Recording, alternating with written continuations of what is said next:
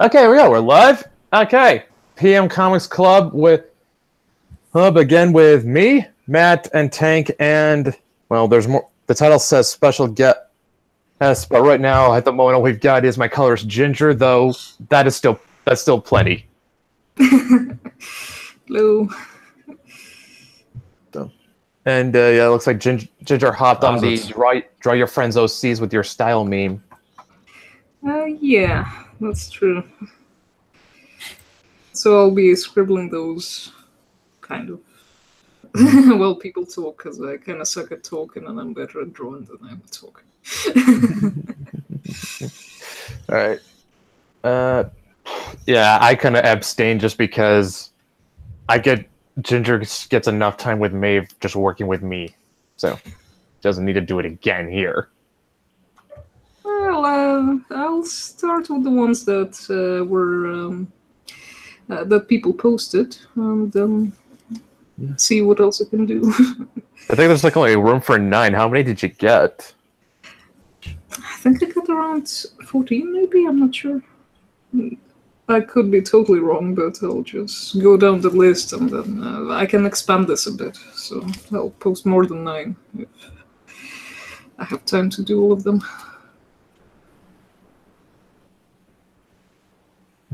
All right. So I guess, you guys got anything on your mind at the moment? Yeah, trying not to. So I'm going to be remaining a little bit quiet. Is anyone going to talk? Here a little, but not too much. Spirit. Do we have to summon the spirit of dead air now? Obviously, we do. Yeah, good luck getting her. Good luck getting her to show up at this hour. Oh, you know, maybe tell her that the guy who claims he doesn't have a cock, I will be on. Who knows? So want to know? I'll tell you off. I'll tell you off air just because this is not so that we can. This is not so that we can risk getting out there in the open just yet. Just yet. It's a teaser. Look forward to quality content. Yeah. Yep. Exactly. All right. So, all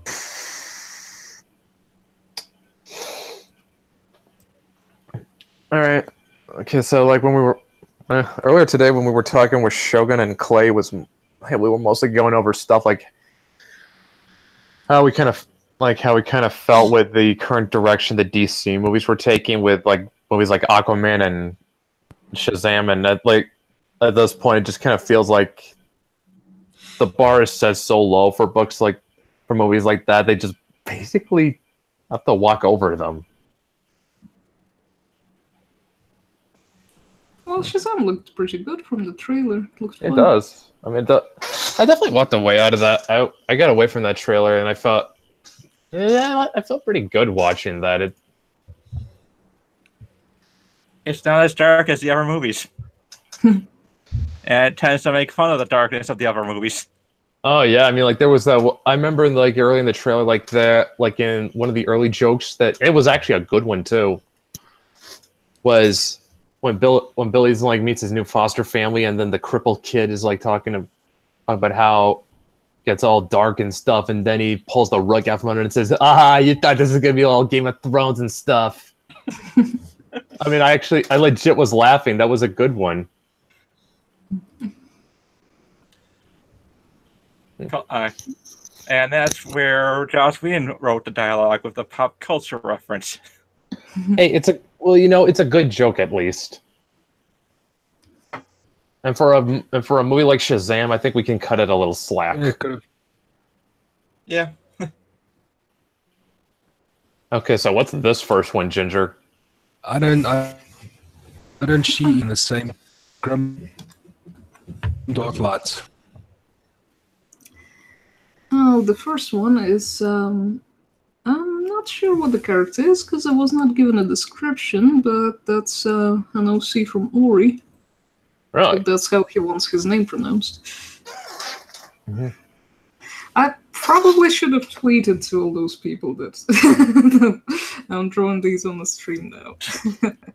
I should probably do that. That'd be a good idea. Yeah. Yeah, I would.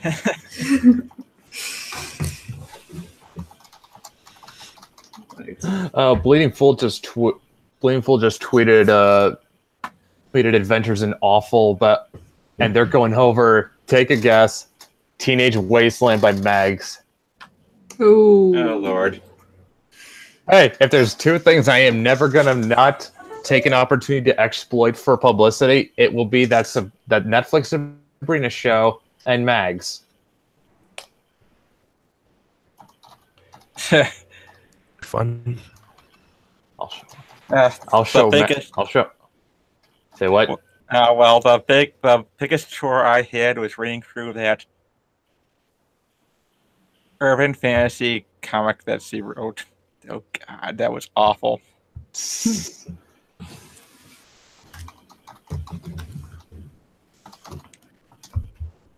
You know how during really bad movies where you just look at and I just go, "Is it done yet? Is it done yet? Is it done yet?"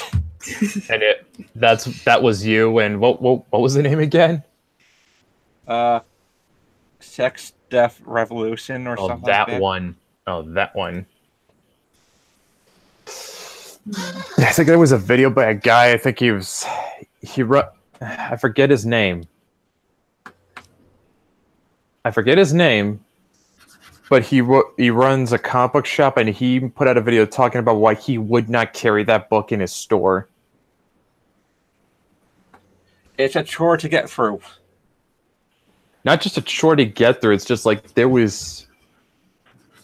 he just found something like, how do I put it? Wrong with it. Like in his mind, selling this book in his store would be wrong.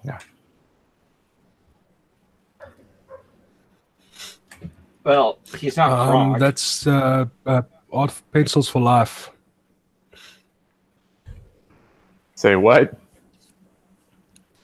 The guy on Twitter, the guy said he won't be selling it in a store. Yeah. Is Brad Ashworth. Pencil for Life. He's the one that said he'll. And this is not the wild, so finding the exact tweet's going to take some digging. I really Speaking of I'm dropping it in. Did anyone actually drop a link to the stream to any viewers? I just tweeted it already. Did you? Because I was just trying to copy the link of your page and I can't seem to find it. It's not on my channel, remember? Because I got that. I'll DM it to you. There we go. I found it, I think. Oh, no, it's probably something else.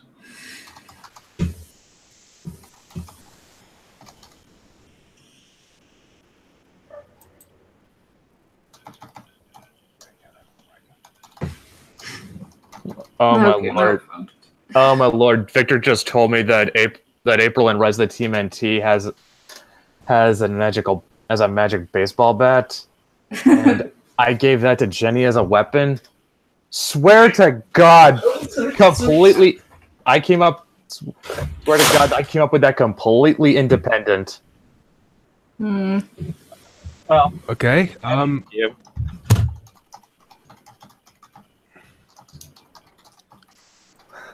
I'm trying.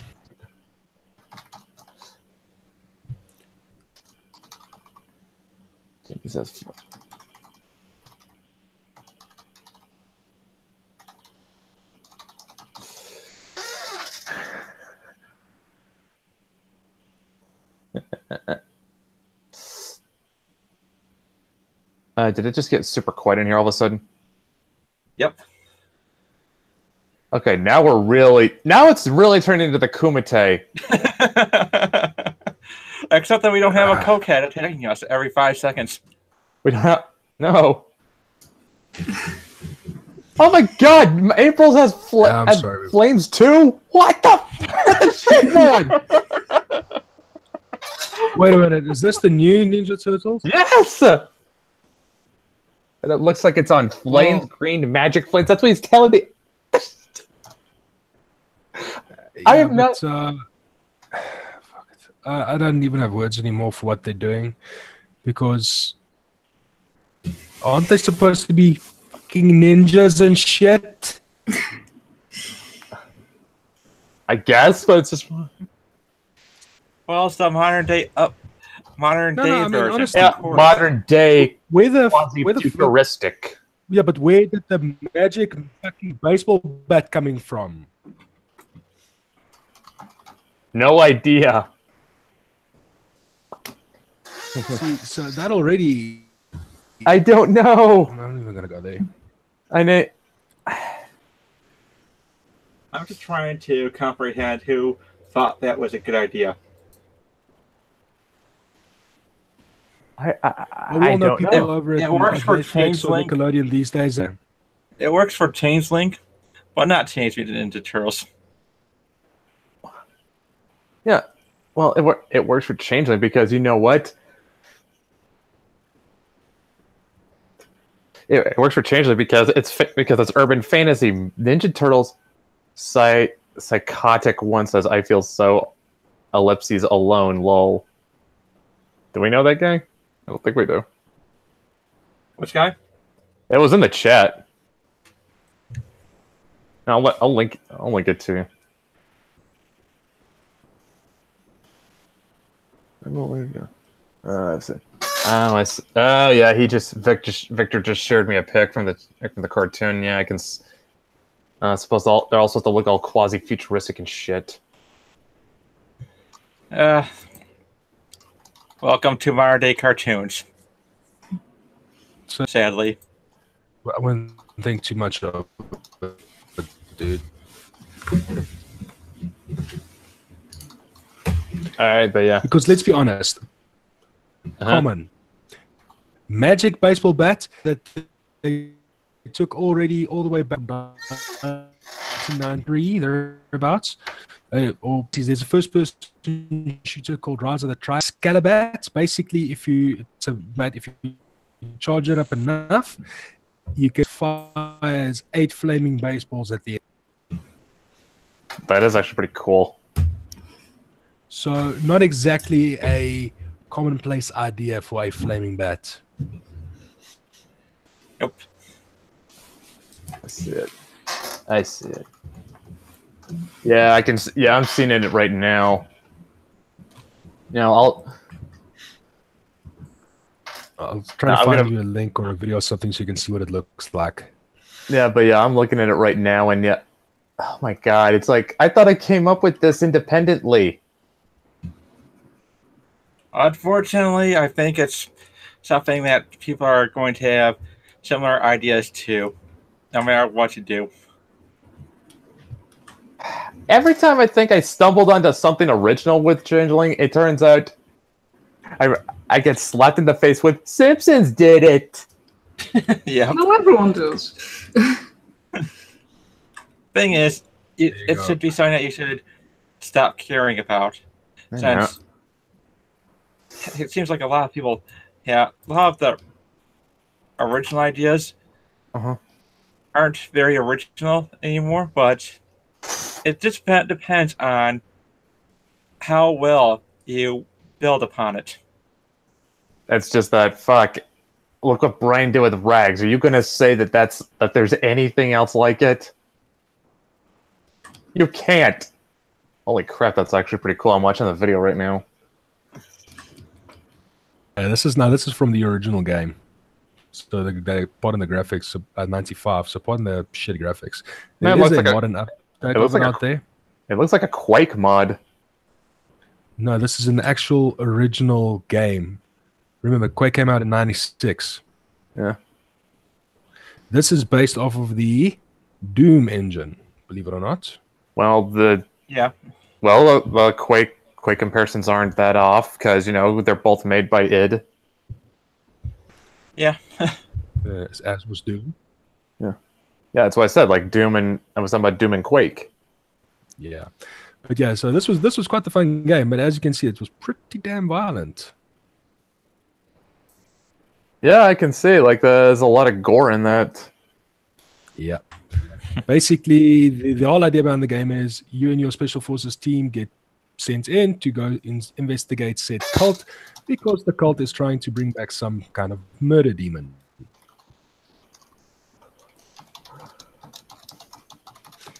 And then from there on, everything else goes quite wonky. So you get all these fun weapons. You know what? At least I can say this. At least Jenny's it's forged from a dragon fang. A card from a dragon fang. Yeah, see, more original. I mean, it's a baseball bat that fires flaming objects. I'm just showing you that it doesn't matter. It's something that's been done before. So it's not something that anybody can claim originality to. And if you watch the video a little bit further on, you'll see how even if you get up close, it doesn't fire the base. It swings the guy very hard into the walls and things. So it's got 2 attack modes. So like I said, flaming baseball bats, not exactly that original. It's not something that this show did it, then you can point back, well, this game did it first. And I'm certain if you go digging into comic book literature or something, you'll find somewhere throughout history that there's a comic or some other book or something that did it before as well.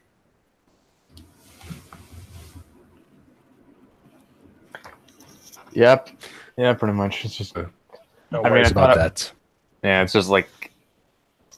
Yeah, I know. I'm probably sweating stuff. Okay, getting back to what Ori's OC was. I mean, like, did he tell you any? Was this like one of his 40k OCs or something, Ginger? Because he does a lot of those. I don't actually know. He just posted some pictures, and I just thought I'd pick one. Okay.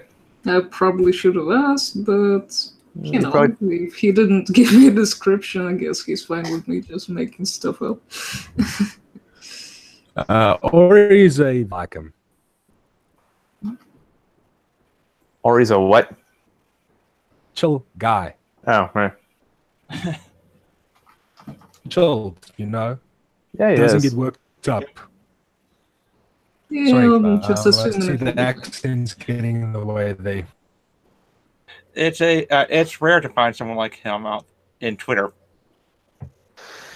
Yeah, he's a cool guy. That's really literally the way I came across him was by spamming 40k memes. As you do. Yep. As I do. Like, kind of well, that's all. Well, that's like what half of your Twitter is anyway. Certainly, we go digging a little bit further back to say around June-ish. Earlier than that, around January, you'll see different thing there. Yeah, I can buy that. Yep.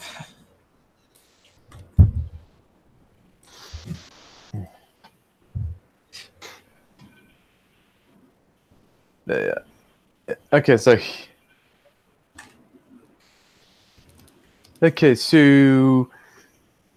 here's something that Matt told me Ginger, or maybe it was Tank,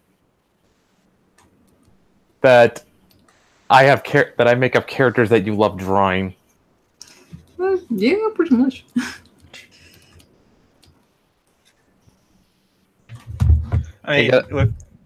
Not gonna lie, I love hearing that.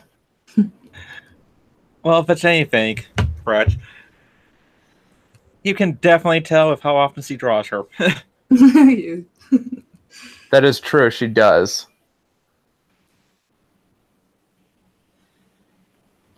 That is very true. Well, we got a bunch of other people drawing her as well. Oh yeah, I mean, like we got like a whole fan art gallery in the Discord.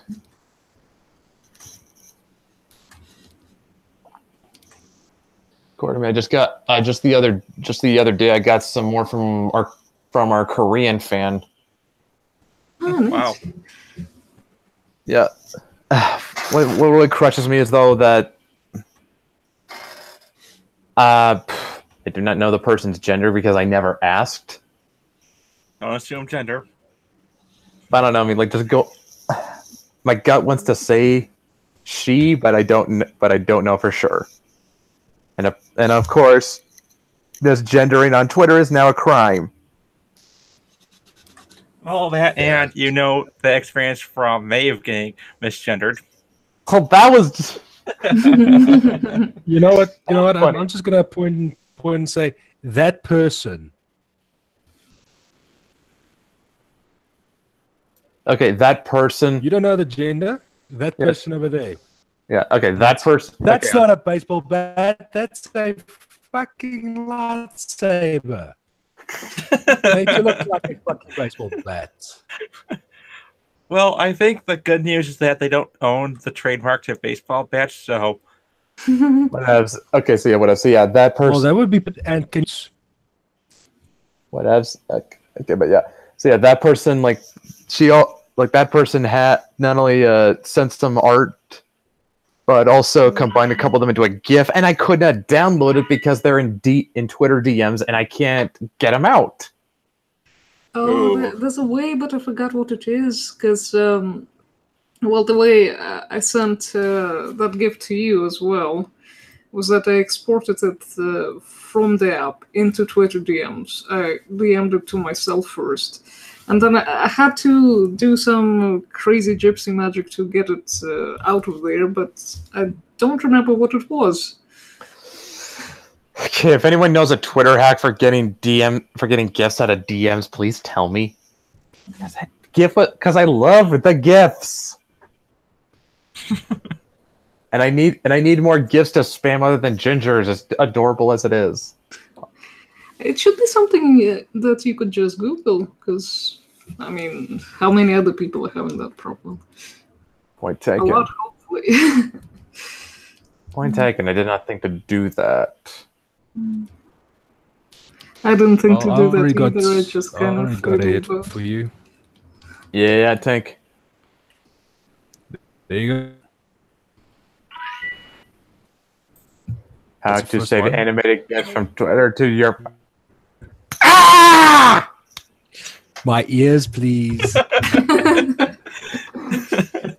I feel so freaking retarded. Oh my god. Helpful then. Ah! I just... I do not Ginger, I do not deserve you. Oh. Well, I believe that you could always pay her then.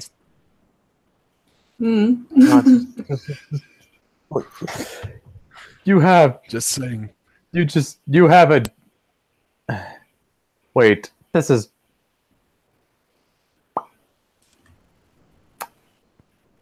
Tank, this does not tell me how to get him out of a Twitter DM.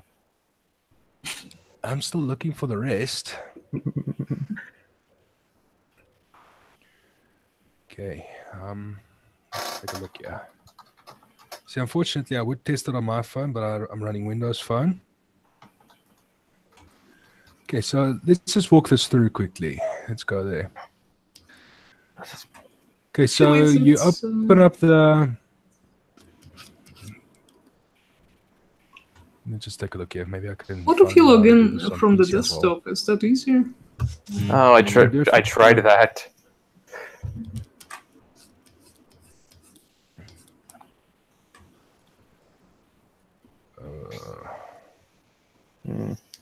Yeah, I gave that one a shot, but it didn't work out.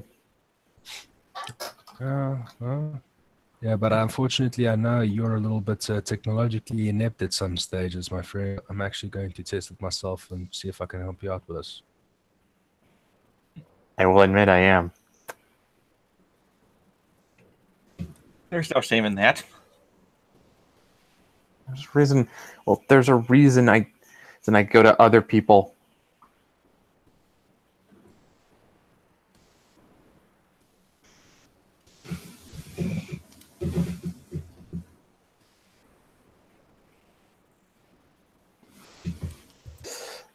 Okay, so before we end up having more dead air, You guys keep talking. I'll figure this out. this is we're not the Kumite. Well, you know, sometimes we like trying to to think be we more. are.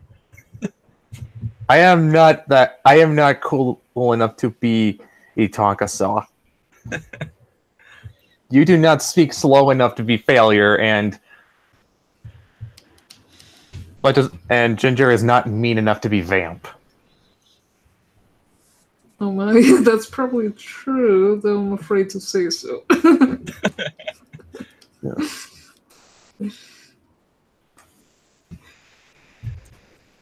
Well, at least we don't have an idiot coming after us. Give it Okay. time. Depends on how you define. Depends on how you define idiot. Let's see. Hey, Cody's in the chat. Oh, hey, idiot. Kidding, What? Cody. Okay, I'm gonna get. Fuck it, we'll bring him in. Yeah, Yep. let's do it. Let's get Cody in. Like Cody's a blast to have. Yeah, let me. Okay, let me. That's going to lead to less dead air.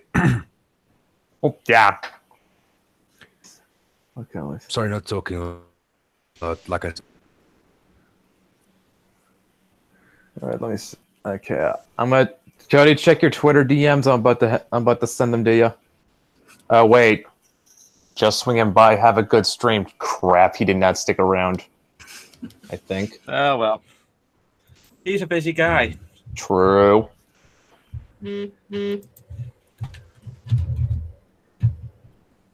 That is true. Yep. So, yeah, for the most part, I think that with Vertigo, they're probably trying to bring it down so that DC can just absorb Vertigo back into the mainstream and just in the properties that won't do very well, such as they tried to bring back Fables, and that was a trash fire. Well, they did it without Bill Willingham, didn't they? Oh yeah, they did it without him or any of the other writers he trusted with the project.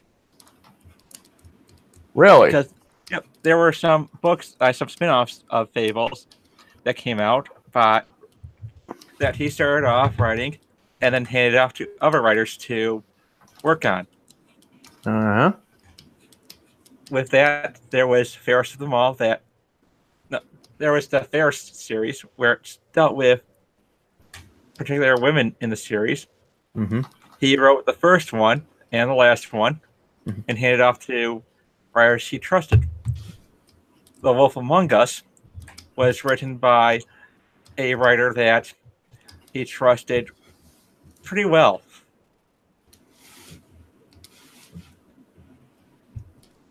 Mm-hmm. So, but basically the whole thing with Ever After was that basically it was based around one of Big B's kids, the one who became the hero. And, oh boy, was it... yeah, it was not good. Oh man, guess what Trent tried to tag and had to get on board for Rags. Who? Maynard James Keenan from Tool. Huh. Ooh. I'm stealing this. Okay, who's quickly famous person? Hey, famous person who would dig Changeling. Sorry, dude. Hitting blank. I got nothing but Sarah Michelle Gellar. Yep. I don't Fuck, know why that not? many famous people. Like Zenlith would know, I think. Because at least he remembers like every actor who ever existed by heart, and just whenever he talks about actors, I'm just kind of sitting there and going, well, I hear a lot of names. I have no idea who that is, but I'll just nod. Do Smile I and nod. if I'm gonna try tagging Sarah Michelle Gellar, do I dare try saying, "Hey, I've got the next Buffy on my hands right here"? I don't know. Be careful with your phrasing. I would say. Yeah, because Yeah, you that might is- open yourself up to lawsuits. Lol. Yep.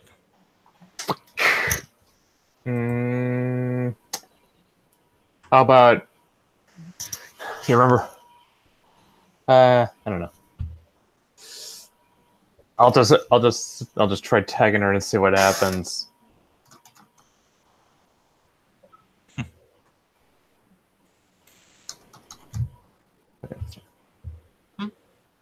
Except I can't. Okay, Brett, it doesn't look like you'll be able to get them out of DMs, only from normal Twitter itself. Damn it! That's what I figured. Because the Twitter DMs are actually, DM links are actually encrypted. I know it. You know, I'll just copy what Trent tweeted more or less, but replace. Okay. But yeah, so Well, nothing will probably come of it, but I'll be impressed if anything happens. Oh, yeah, it's always worth taking a shot.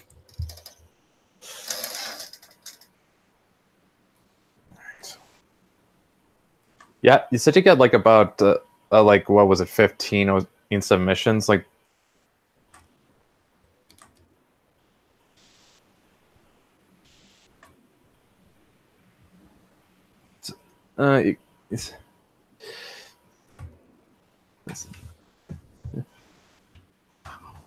Yeah.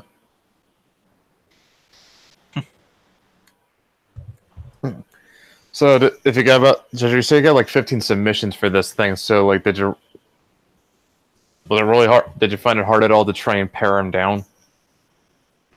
Pare him down? How do you mean? I don't know, like, maybe not the right thing. Maybe not the right word to say. Like you only had room for 9. Did you? Were there like any ones you kind of wanted to do, but you just said like, but I don't have the room for them? I didn't say anything because we suck at talking. Yeah. Hashtag social skills. Yeah. I'll just. I'm thinking of posting more than 9. That's, social skills I have not, but Photoshop skills I do have. Well, that's fine. Well, that's fine. I mean, like I just need. I just need you to make pretty pictures. That's good. That works pretty well, I should say.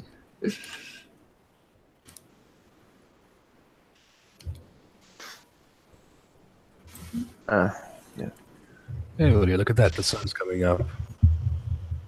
Oh, really? Well, sun's already down out here. Yeah. It's been down for about 3 hours for me.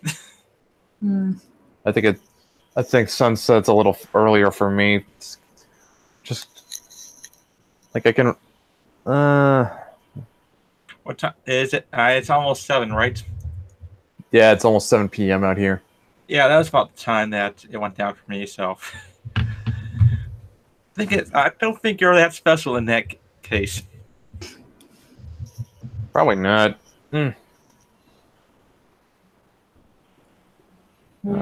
Probably not.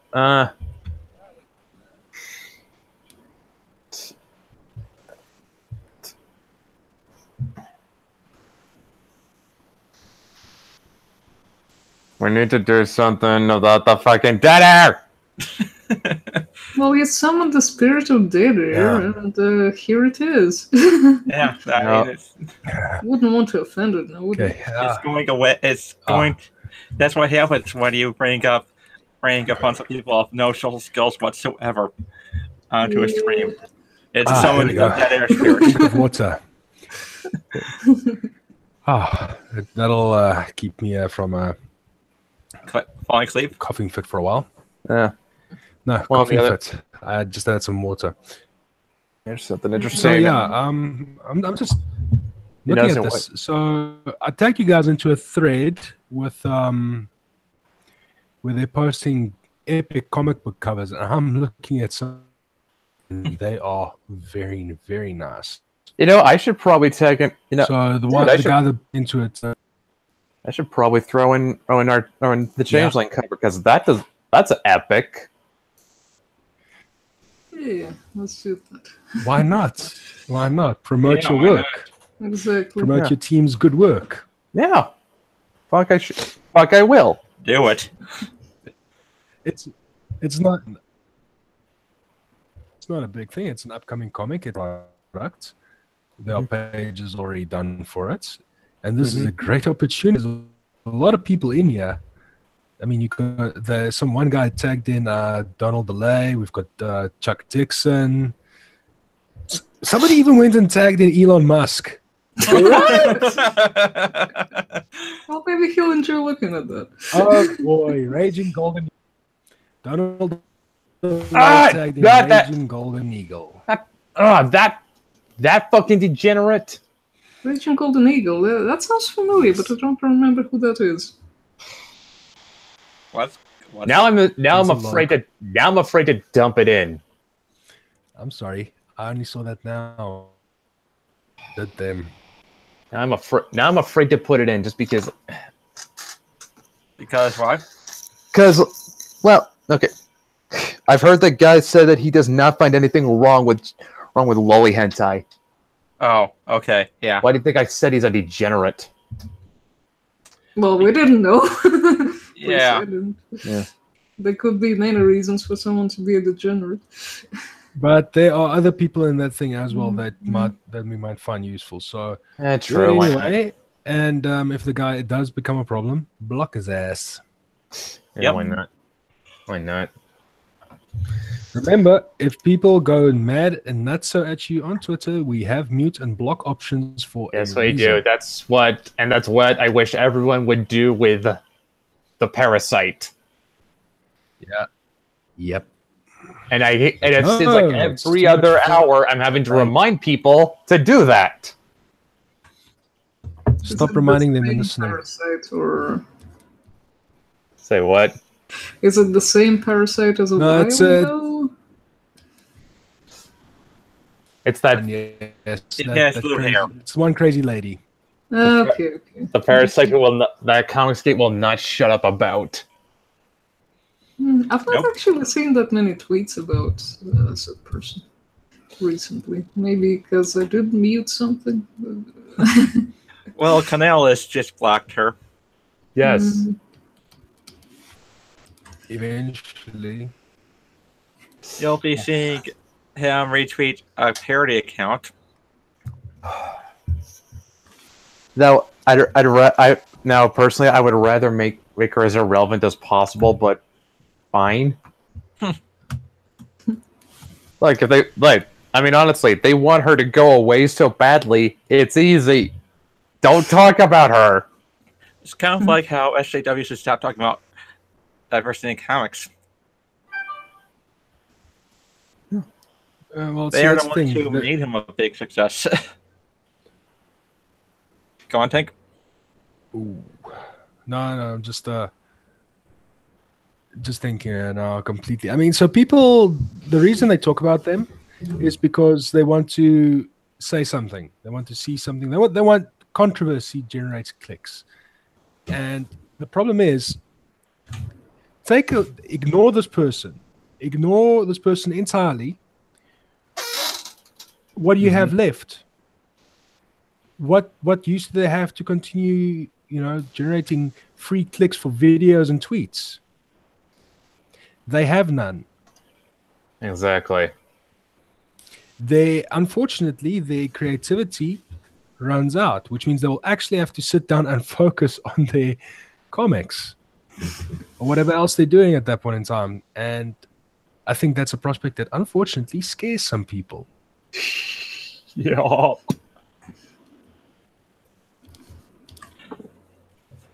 Which seems to be a lot of the former pros right now. There's some independent guys as well. mean, not naming names, but still, it's a funny thing.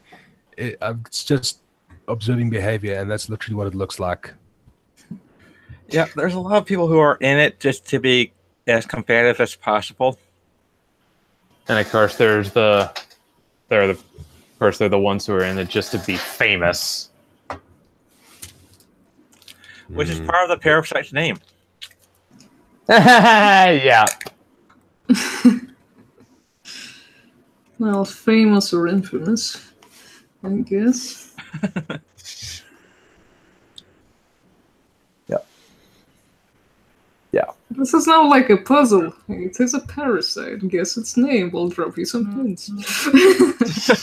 Yeah, pretty much. Pretty much, yeah.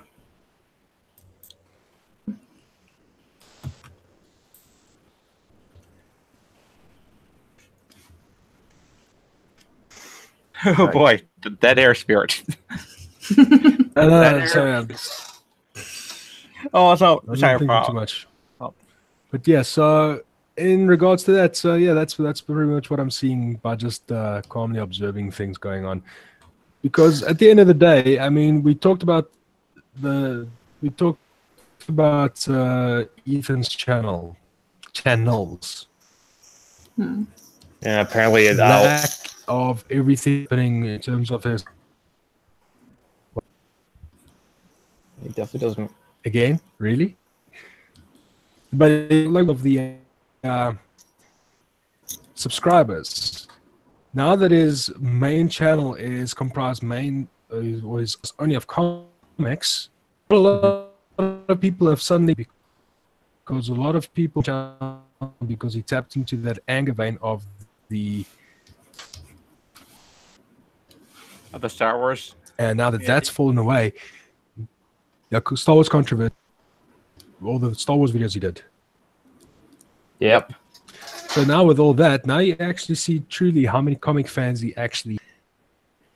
And look, props to the guy. I love his work. His life great, but it's Yeah, I think it's kind of becoming clear though that Ethan was one of those guys. Is one of those guys who he needs someone looking over his shoulder to get his work done. Yep. I don't know about that. I do like his songs. I mean,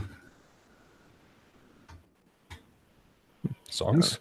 He sings? Yeah, the ones about licking all the butter in your fridge and my bomb shelter is very nice. They're real funny. I wish he would actually release an album.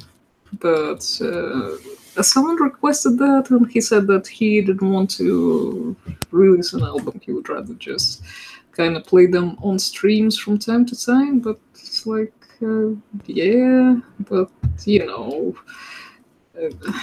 then you never know which stream they're on, and just watching every 3-hour stream that he is on pretty much. I don't know if it's every day now or not. That's like a lot of stuff to go through in hopes of finding that song.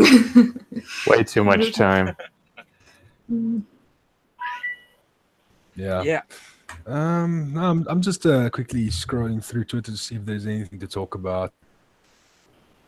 All the drama. Accounts popping up. No. I mean, I don't see people posting silly stuff, random art posts, not safe for work art posts. Oh, I'm not showing that. No, of course not. Damn it. I mean, you know, we might get a strike on Dan's channel. Yeah, I'm not gonna do that to Dan. Yeah. Yeah. And if we really wanted to give him a strike, we'll talk about parody songs. That we can do. Wait, we just did talk about parody songs. Uh-oh. No, wait. Are we? But are we? I mean, Well, the butter ones are original songs. Well, yeah. Oh, No. okay. And we didn't sing that, That's so we didn't make any covers. okay. So that's original. Then, yeah. I mean, we Oh did. well. Okay, actually, now I'm actually curious. Like Ethan's songs are like they're legitimately good. Well, I like them, but I think Electric Six is the best band in the world, so I don't know if anyone should trust me on that. Help for people who don't know Electric Six. Oh, just look them up. They're fantastic. They are great. They're the ones who did the gay bar song. They do a lot of out there kind of songs. Wait, you know them too, Matt? Yep. Excellent. Well, they kind of they do a lot of songs which are I don't want to say just there to fill an album. They're still fun, but there's some that really stand out and the ones that just blend in with the rest. And like Gay Bar was a song that everyone knows about, well, more or less. Then there's a song I like called Steal Your Bones, where this, I guess you could say it's kind of creepy.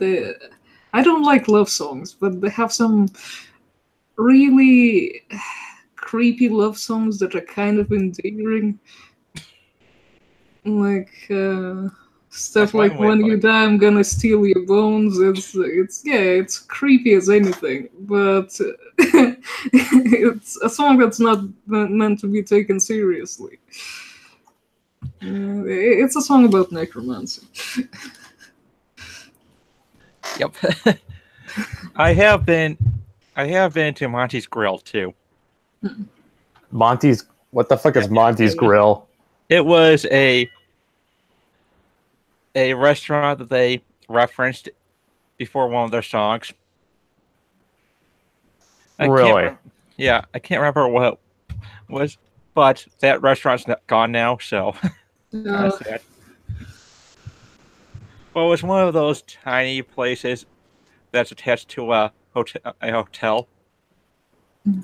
Wait, so this is out in Michigan? Yeah, they started off out in Michigan. Wait, Electric Six did? Yep. Oh, they also they come to England with tours quite a lot, and I live not too far from Hartlepool, and they made a whole song about it, even though it's a pretty small town. About why the people living there are called monkey hangers. They'll just Yeah. There was a story that I don't know how long ago, but like way back in the day, someone saw a monkey on the beach and they thought it was a French spy, so they decided to hang it. From then on, they've been referred to as monkey hangers. They thought the monkey was a French spy, so they hung it. The fuck? Yeah, supposedly. I know that at least one person who lives in Hartlepool absolutely hates that story and doesn't believe that it actually happened. But yeah, that's why they're known as monkey hangers, and Electric Six actually performed there from time to time. Well, here was something that's kind of messed up. That I saw from a Count Dankula video. It's something called the Catman from Scottish town with a name I can't pronounce. And supposedly this guy's some kind of cripple who's just got like pitch black skin and stuff, and his eyes glow, and he eats rats. Oh dear. well then. Let's see if I can Google that up. You get the Catman of Greenock. That's what it's called. Also, there are people who've actually supposedly seen the Catman. And there's like people who supposedly seen anything. Yeah, It's a whole urban legend out in Greenock. Also, supposedly, to hear Dankula tell it, Greenock is not a friendly town. Which is saying something considering how rough Scotland is in general.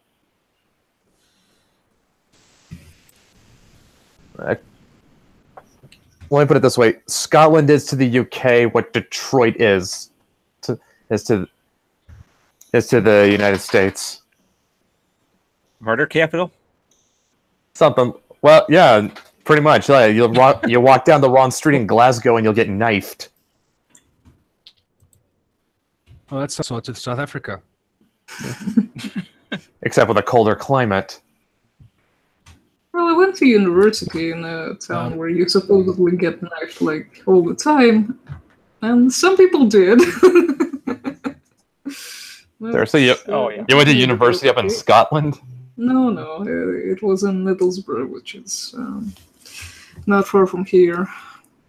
Yeah, and according to a taxi driver in Newcastle, when he heard that I lived in Middlesbrough at that time, he said, "Oh God, I hear they eat their own children there." So yeah. What? That is. Well, it has a reputation. It's not considered a very nice place. I mean, like, there's a lot of addicts living there. Yeah, I mean, like the thing. Yeah, like I said, the thing with that's not a thing out here in Washington. Like most our worst, like we don't have like stabbings and shootings like really badly. It's just more like most of our problem is homeless people and junkies.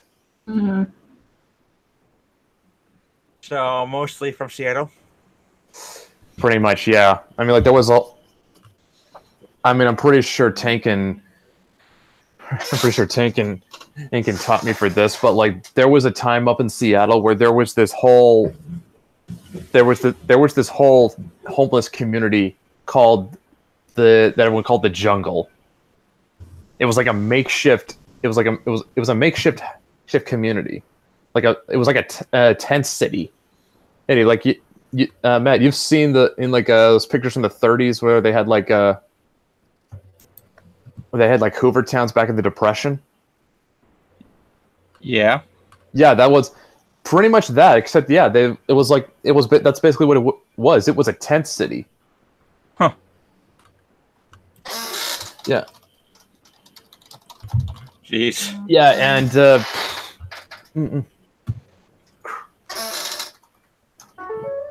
but yeah, I mean, there was like a huge problem going around at the time. There was just a bunch of homeless people squatting under the I-5 overpass, which is where it was located. Mm. And it was just homeless people squatting there, and drugs were getting passed around. A lot of it, I think, like heroin and fentanyl, mostly. Jeez. Yeah, it was not... dude, it was not good.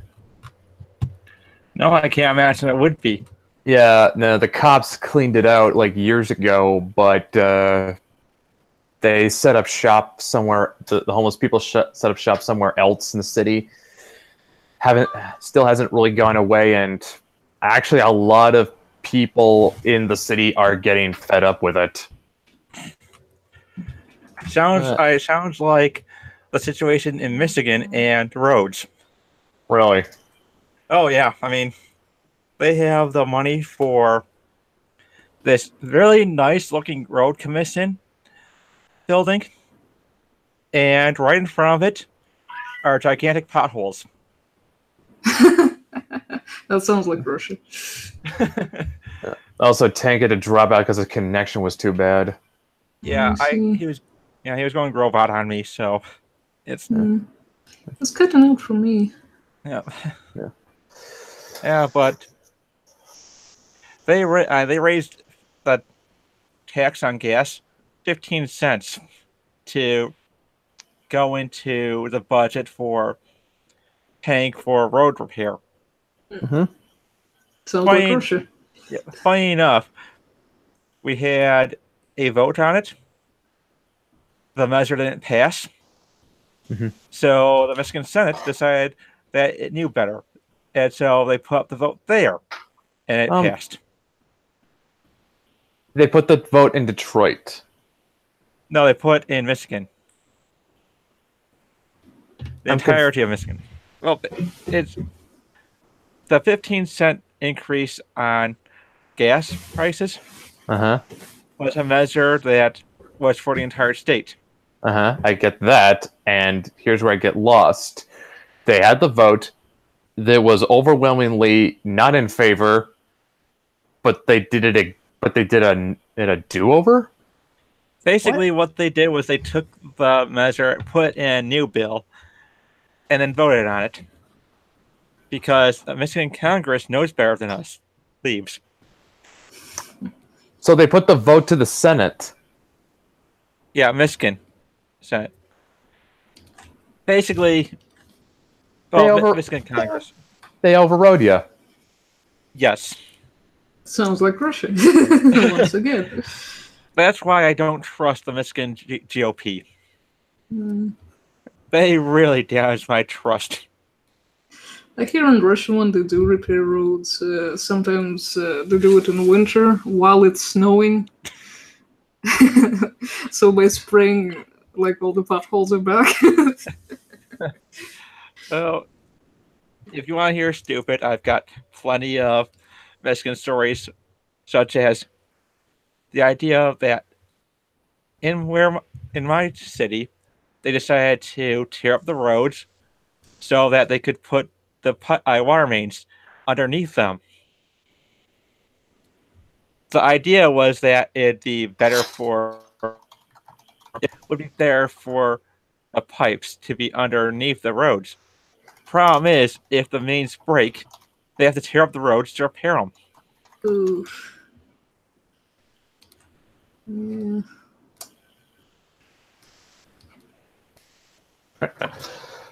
Okay.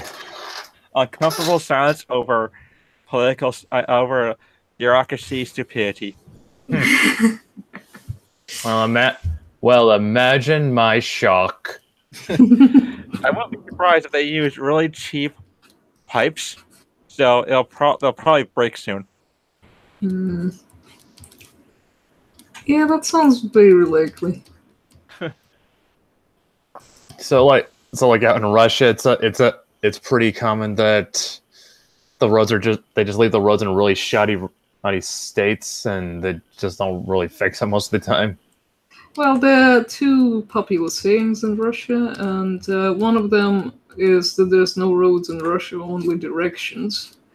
And the other one is that there are two problems in Russia, idiots on roads, and the first one is usually fixing the second. So, yeah.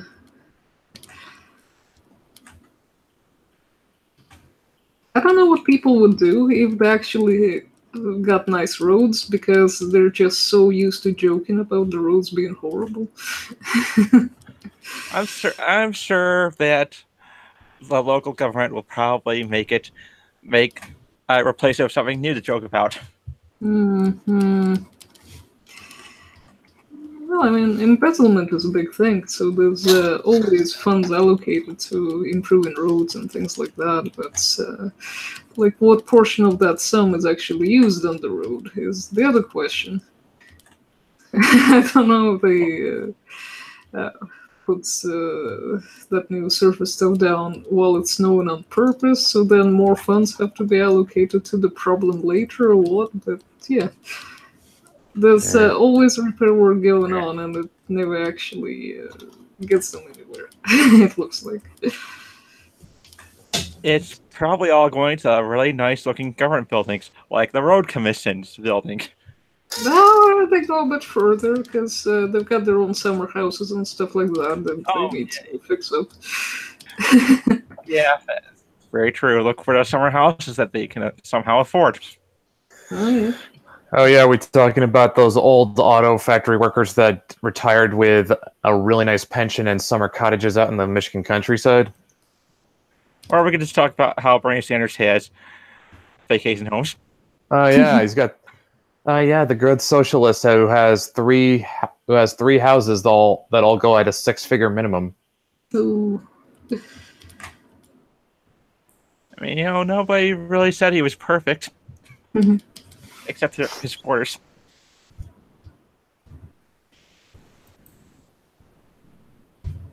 Well, I guess people just assumed that picking him over the other candidates was the smart choice. I'm pretty sure for most of America who voted for Trump, that was the reason why they voted for him. Well, yeah, that Yeah. was a lot of. There's one chick I follow on Twitter called Cassandra Fairbanks. She started out as a Bernie supporter, and then once she saw the DNC treated him, she jumped over to Trump.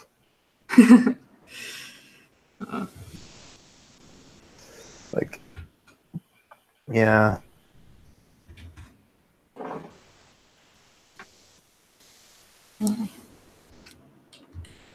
But we could go on about how stupid politics is. It's not. It's honestly a boring topic. Yeah, I could go on pretending I understand anything related to politics. Like, I know about shitty roads and embezzlement in Russia anyway, but, I couldn't pretend to have solutions. Well, the funny thing is that, so going to something that I'm certain you know of, William Shatner. Mm-hmm. People think he's a Trump supporter. It's not. No, but you know why? Why? Because he refused to sign a petition against Trump. Because he told them that he's not political. He's a Canadian. He's from Canada. He's not going to get involved in American politics. Well, you know what? He's smarter than most Canadians who try to get involved in American politics, like Jim Carrey. What did he do? Jim Carrey keeps telling America that we should go socialist. Hmm. Or you could just have the complete crazy British guy, Piers Morgan. Oh, Pierce. I do really like the. I do like how Jeremy Clarkson from Top Gear punched him for. Yeah, So Piers Morgan. What happened was Piers Morgan was doing these tabloid articles about how Jeremy Clarkson was having an affair, and when it was proven that wasn't true, the next time Clarkson saw him, he decked him hard. That's funny. Yep. That's the thing. You don't make up stories about people having affairs that can damage relationships. Especially people likely to punch you. Oh yeah.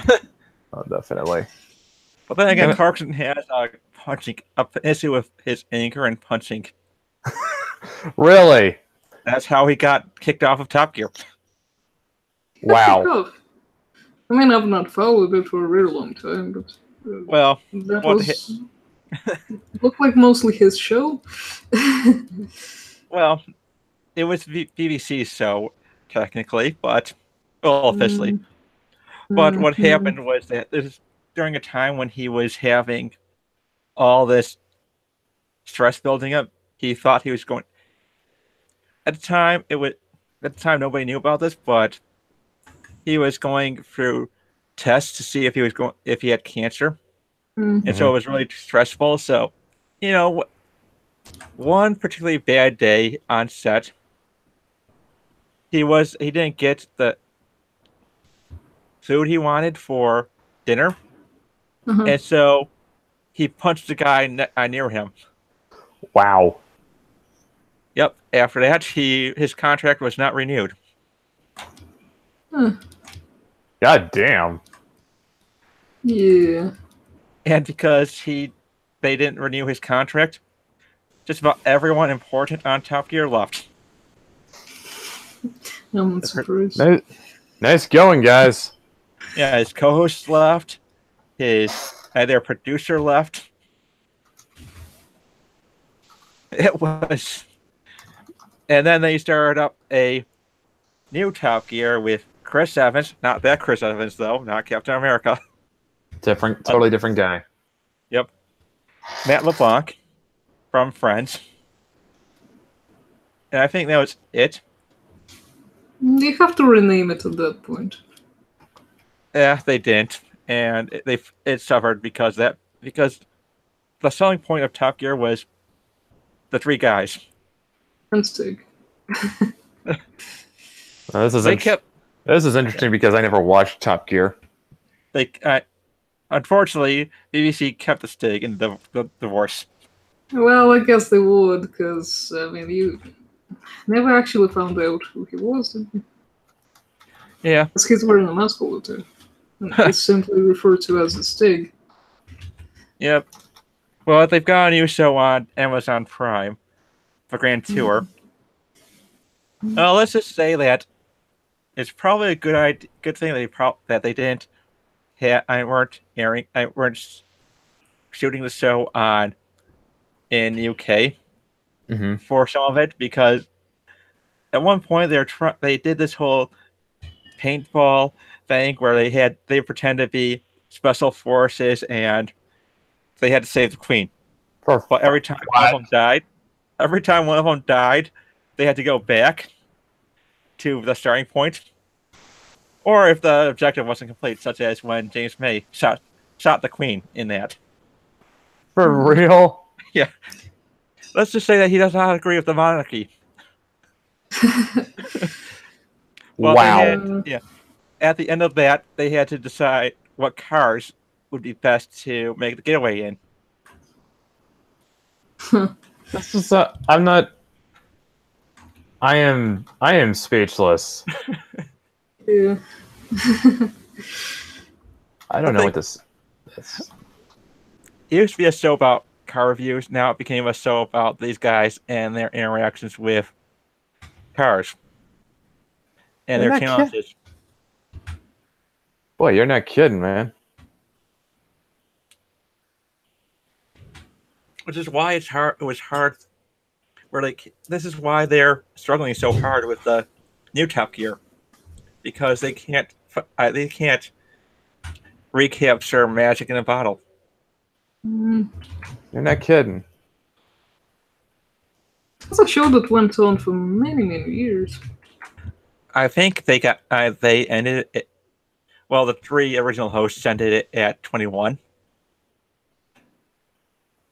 And then started.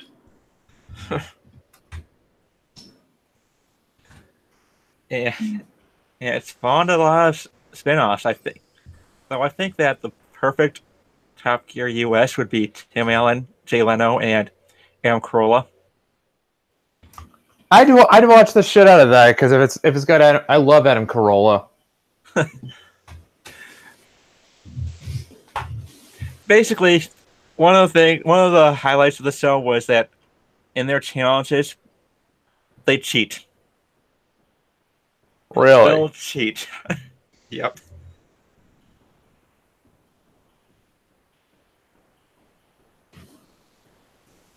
Chico. Yeah, well, they'll find what they're doing. So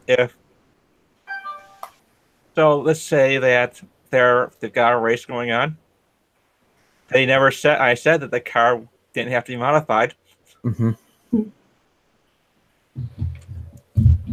So you have two of them going with the cars that came as a factory had them, and then you got the other guy with a supercharger. Interesting. Yeah. So they also did some research type of segments where one of them was a race between a capitalist car, a communist car, a marathon racer, and a dog. What? How does that work? Well, very easily, because the communist car lost. Dead last. Well, who could have foreseen that? Which car was it? It was a Soviet Russia era car.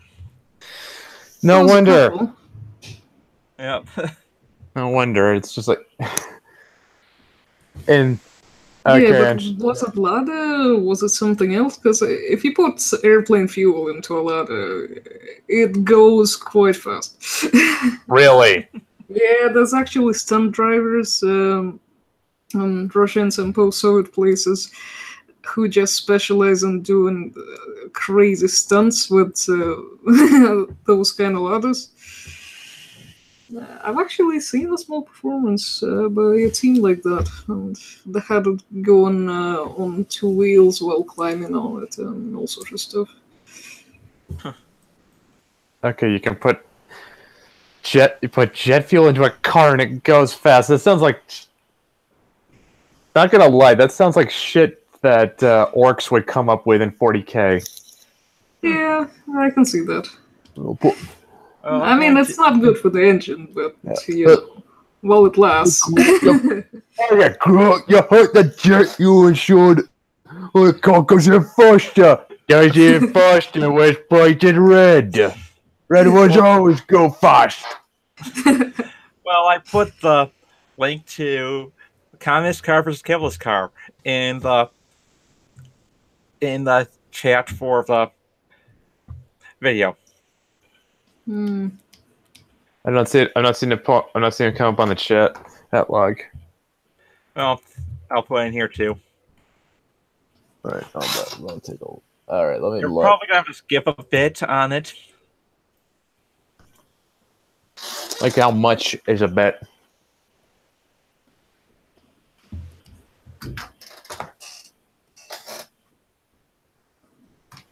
All right. Well, then that seems to be the one that. How much is a bit, Matt?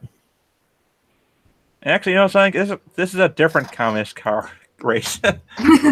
So Oh. it's the entire thing. This was for this one. It was a Chinese-made car. Oh, Nice. well, China made car, Russia made car. Like it's a difference, to be honest. You probably offended both the Russians and Chinese at this point. Yeah. Well, if it's Man, anything, though. What have I been worried about offending people? I don't know. I'm already in. I'm tight with the Rags team. God knows how many people I offended with that move. I don't know. Well, we're all targets, so.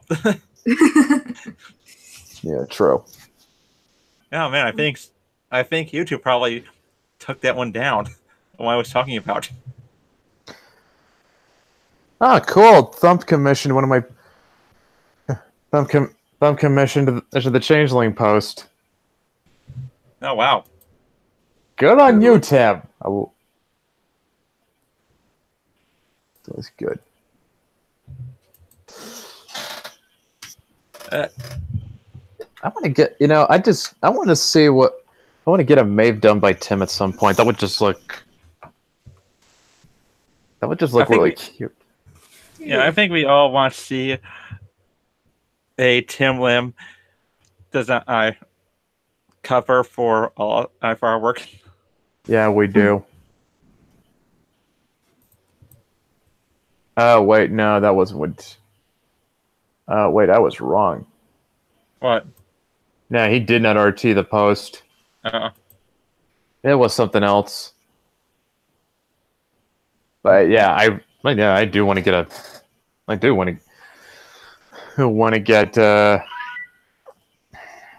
covered by him at some point. God knows if I can afford Tim, though. I think it's one of those things that would become possible if you did crowdfund.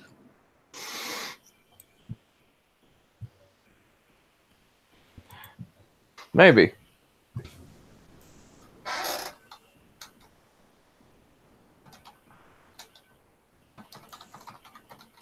I don't know, it's just like... I don't know. It's just the problem.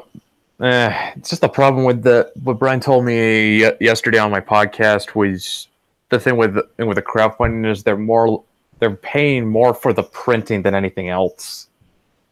Yeah. Yep. When he managed to find a much cheaper alternative with Kablam. Kablam's great. I've used them before, and I can't recommend them highly enough. Yeah.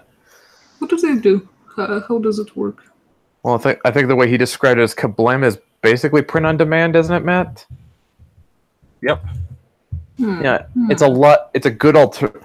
Because here's a lot of thing with like a lot of print on demand services, Ginger, is that they will print your book. The caveat is you have to print in bulk. Yeah. So if you're like me or Brian and Trent, printing in bulk is not really an option for you. Well, I think it'd be a lot cheaper for them to do when they're doing the printing. Just go Kickstarter, because Kablam has discounts for Kickstarter campaigns, and basically, I think it's 20% off the price tag for a Kickstarter campaign. But if you have them do fulfillment, it's 5% off. Really? Yeah. But yeah, I think the advantage you get with the advantage that you have with Kablam though is like they will print individual issues like individual, right? Yep. You can basically there's no there's no low point. You can just have them print off a proof copy for yourself.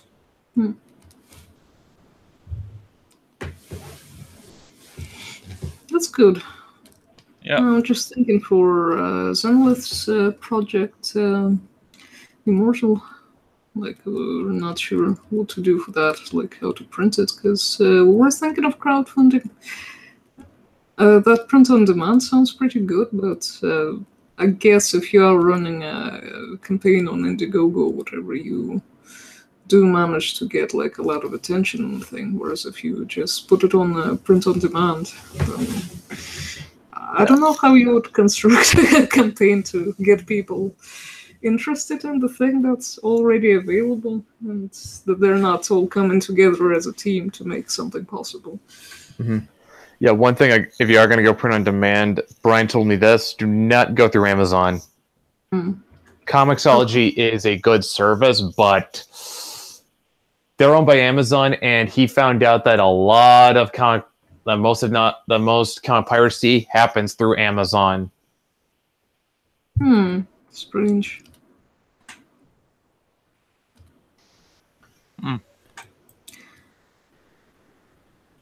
Yeah, so I'm just wondering if it also creates like enough traffic for you to make the whole thing worthwhile.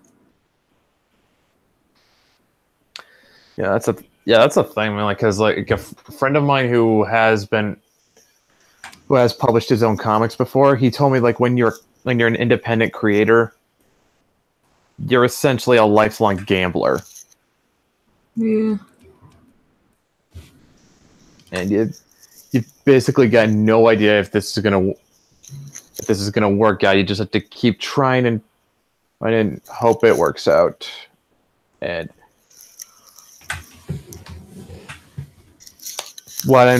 which is why I'm sort of kind of relying more on the Patreon to build up the book, because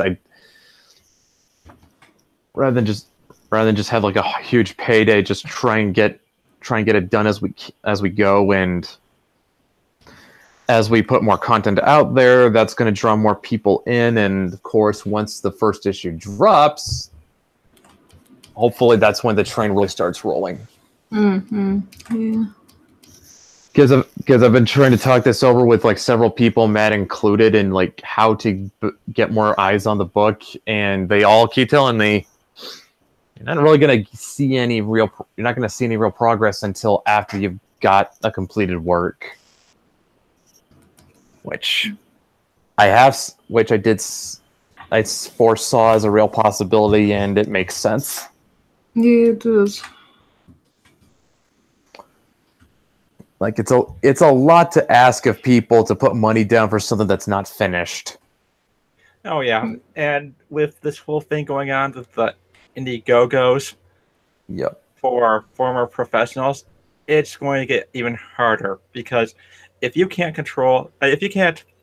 trust someone who worked in the industry, how can they trust you? You're not wrong about that. That kind of seemed that with those Indiegogos, at least for the Comicsgate side of things, like if you managed to get Ethan's attention, then you could get your thing funded. But otherwise, I don't know. To be honest, I'm not a big fan of the idea of going through Ethan, simply because it seems more like a cheat.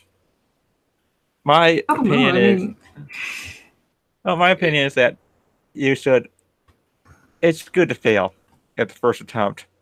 You'll learn something if you're going at if you're going at 100%, and if you impress enough people, they'll come back for the next one. Mm-hmm. Yeah, the reason why I'm sort of going Brian's method is you sort of, because for one, it's the Patreon model is a lot more sustainable long term. it is. And and not only that, it's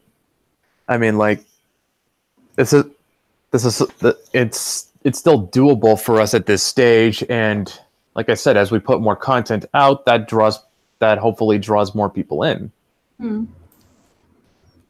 Yeah. But I think we do need some kind of a thing similar to the Cactus Coyote. Maybe. Oh, yeah. Yeah, and that people probably would like that. It's just like it'll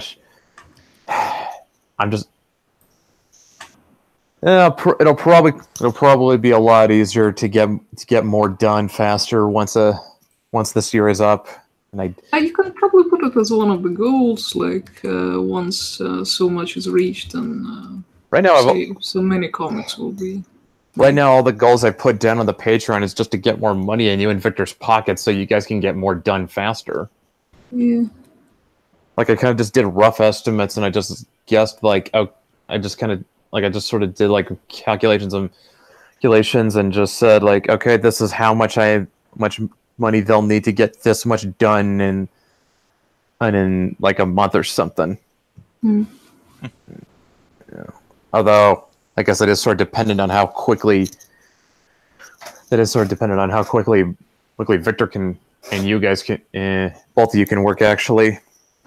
Because like so far, I think we've only managed to get 2 pages done. Which, to be fair, I think those are probably the most exciting pages actually. Yeah, I haven't read the script. It does look that way.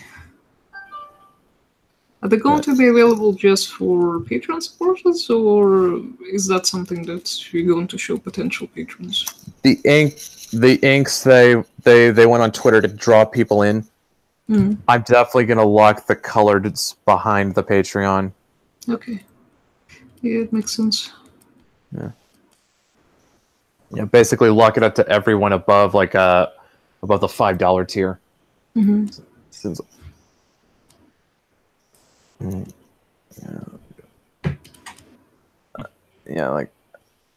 be honest, even though as much as I'm trying to copy Brian's playbook, he's still kind of more or less working this out as he goes. I am not kidding when I say Brax has had a lot of growing pains. Oh yeah. Any kind of undertaking like that is going to have growing pains. Well, especially when you're in that when you're as new to the business as Brian was. Mhm.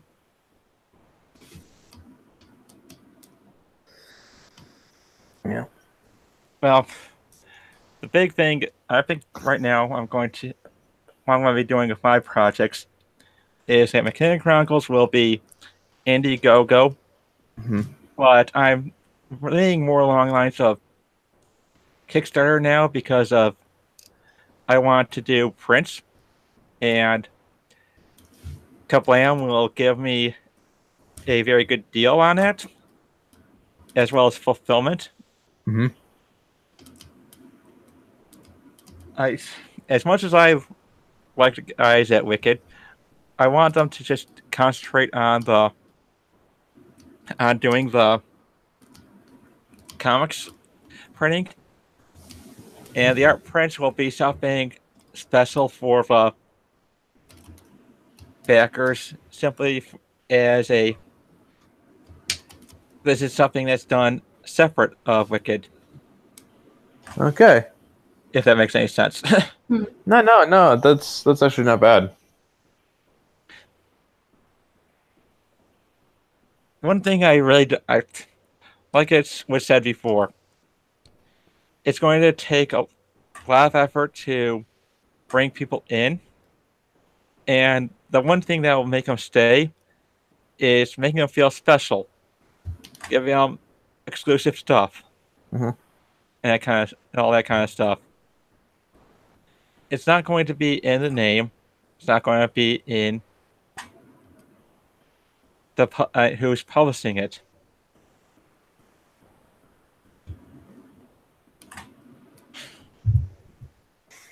Interesting. Although I will be doing that. I do have the Patreon up, and I still find it amazing that Brian's my only backer on that. Brian is your only backer on your Patreon. Yeah. I mean, at least I don't have at least it's in double digits as opposed to some other Patreons I've seen. You know, the kind that was sucking up to the former pros.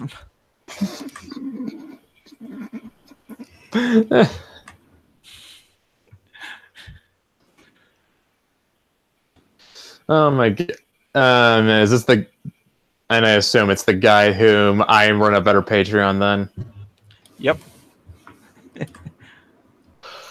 I'm not in on the joke. Who are you talking about? I'll tell you when to go off air. Yeah. Oh, that's great for the audience, though, isn't it? Let's just say there's certain things we do not like getting out on air because we don't know who might be listening. Exactly. Fair enough. And still, it's like we're in fucking Soviet Russia. Or communist China. You know, you could have just said, or communist Vietnam. Well, yeah, that's true. I mean, my parents were from Vietnam. My dad was from Vietnam. And was it communist? Not when it was when he left. Actually, that's the thing. Like, I'm not. Is Vietnam still communist, or is it kind of like half and half at this point? It's weird, like China. Oh yeah, no, yeah, now I get it. It's like it's communism for it's capitalism for the wealthy and communism for everybody else. Pretty much. Although I will say that I looked at how well you can live in Vietnam and off of $1,000. You're pretty much set for about a year or so. Really? Yeah. Actually, so Top Gear did a show in Vietnam, and they gave them money to buy a vehicle in the currency. So when they received a check for $4 million, they were instantly happy at first because they thought that the studio wasn't going to be cheap on this one. Turns out $4 million only got them basically motorized bikes.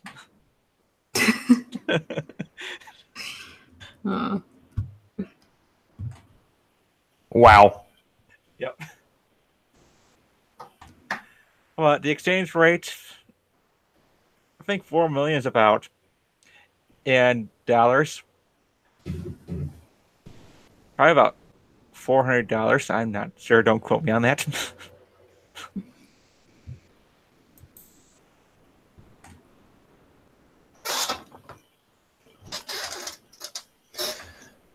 Oh, someone asked about the new May pick we got out in the fan art gallery. Why is the young creature on her knees and crying? And all I can say is, I didn't draw it.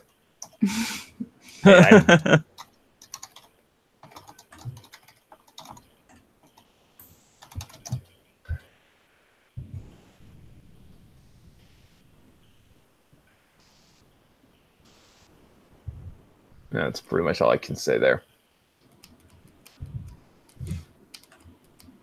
No idea. Oh.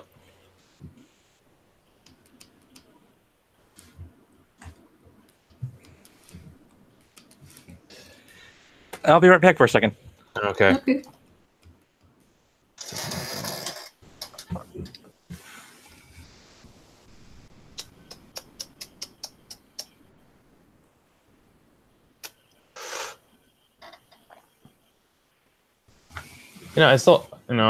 I've yet to see a Maeve fan art that is not kind of cute in some way. Yeah, it'll turn out really well.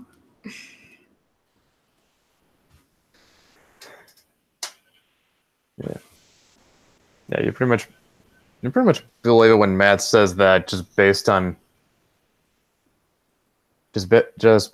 the fan art alone, we'd get a hit. Ashen. Yeah. That's not ashen. It's supposed to be white.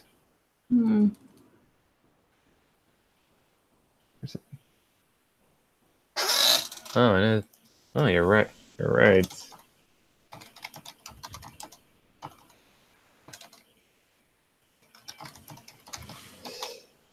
I did not notice Maeve's hair actually looks a little more gray in this one. I don't know.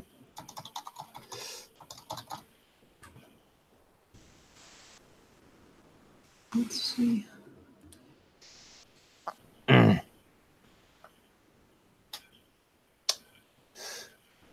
I'm trying to find it when I see pictures of pie. Pie. Oh, yeah. So I had an idea. Yeah. Oh? So, Brett, does time move any differently in the Fae realm? I never played around with that idea because I didn't want, mainly because I didn't want her to be stuck in. Because like if it did, like she could end up coming back to Aberdeen, like when like 10 years have gone by, or she could come back and like it might have been like an hour or two over on the human side, but she could have been gone for 10 years for all she knew, and it's just like the idea was just I brought in too many complications. Well, I decided that That depends. basically when I thought about doing the whole bringing Althea in to the spirit realm for training, special training, it'd start when she was 18, and she'd be there until 21. I wasn't certain how she was going to be able to fit all that knowledge in. Well, then it hit me that I could probably speed up time. 1 year in our world is 4 for them. So basically, and that doesn't seem like too outrageous kind of time difference. I guess. I mean, like when you're. I mean, like. Actually, not really. If I talk about this, then let's just say it could probably get me in shit. It could probably get me in more serious shit with White Wolf, so I'm not going to bring it up on air. But it's just like I don't know. It just seemed to. I don't know. It just seemed like introducing an idea like that it could be cool, but it just also kind of presents a lot of. It just kind of presents a lot of problems with this. Like keeping the story consistent. I guess it's just like I said, like Maeve comes back in like 10 years and like, oh my god, my parents are gone.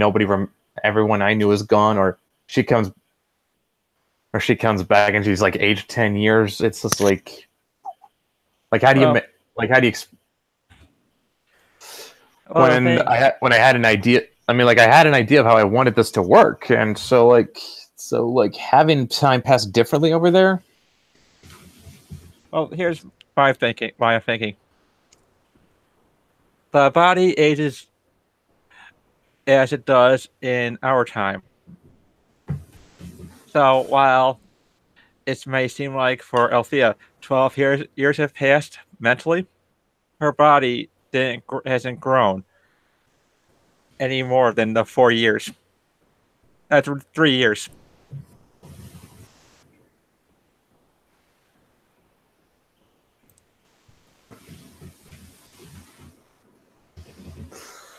Okay, I think I might be ticking off Gray right now with me posting shrug emojis.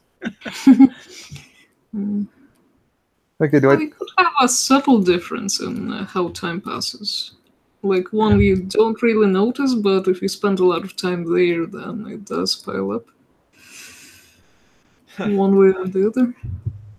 Yep. I don't know, it's just like.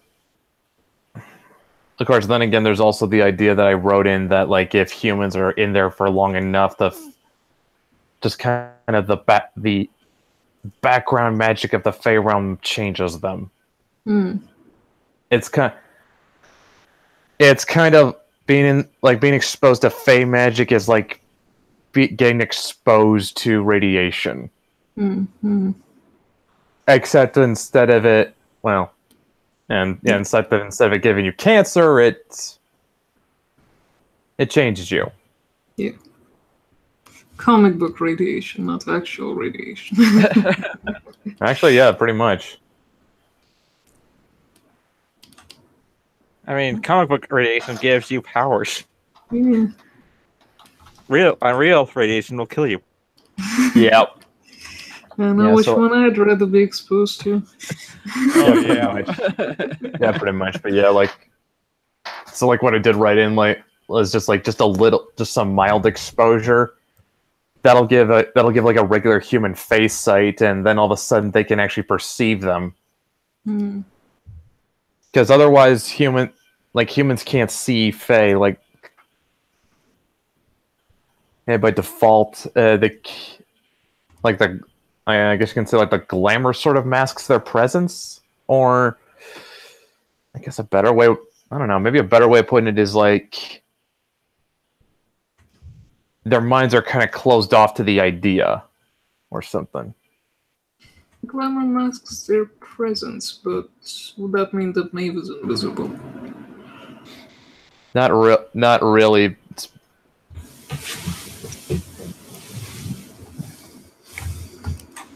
No, it's just like the glamours all work different. Like with her, it's just there's different.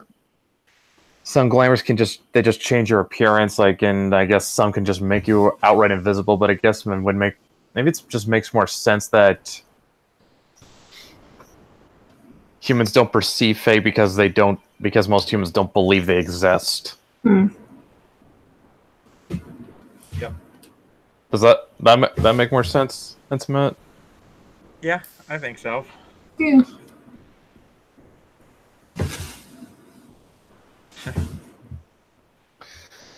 Yeah, it's just. Yeah, actually, I think that was even. Actually, if I don't think I should bring this up, up live because I don't know if I could get sued by Kentaro Miura. Uh-oh. Right. I can't even come up with I can't even talk about where I get my ideas because I'm not sure I'm not going to get sued by somebody. This fucking sucks. Well, what they probably do is they'll probably look at your comments, then look at the work, and see if there's any kind of copyright infringement.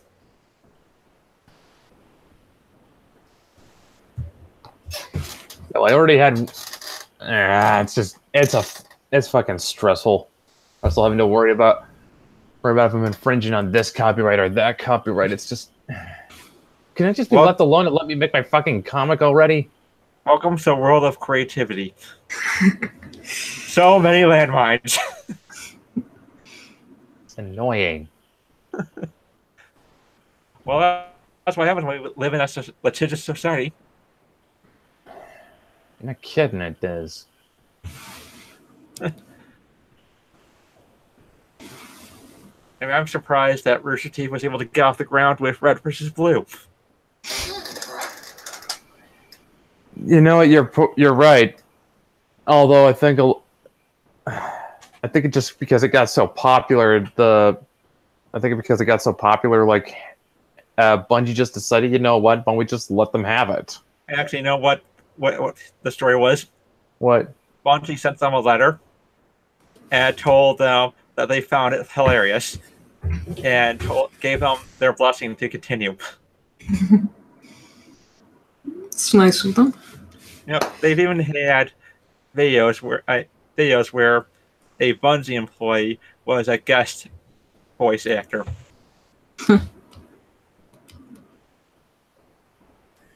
So Bungie, very cool. Microsoft was actually pretty cool about that too, since they were allowed them to sell DVDs and merchandise. Nintendo, not so much. Yeah, keep hearing that they're not. No, Nintendo is very protective of their trademarks. Yep. No, not just trademarks. They're very protective of their IPs. Yeah.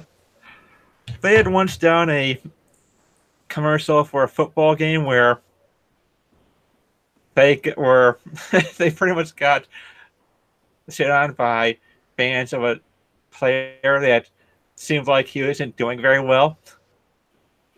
So in an apology version, they had him playing all roles and doing it extremely well. They ended up having to take that one down because it violated some kind of special rules in advertising, and they were effectively let go by with the contract. Really? Yeah.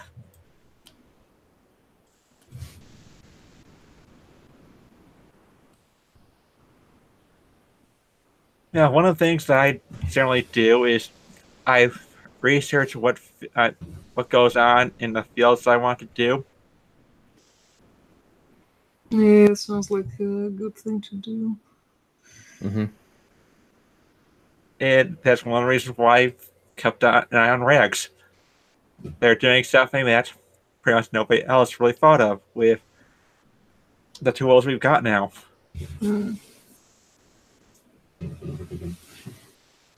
Yeah, and I think they're more or less I guarantee in about 5 years' time, you're going to be seeing more indie creators copy their playbook. Yep.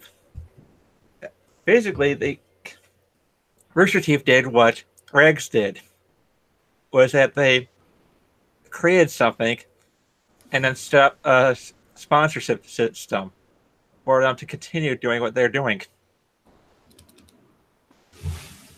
Well, not just that; it's just more like I'm looking at it more from the perspective that people are going to see that their model works. It has proven to work, so Yeah, but people still want the quick payday from Indiegogo. yeah.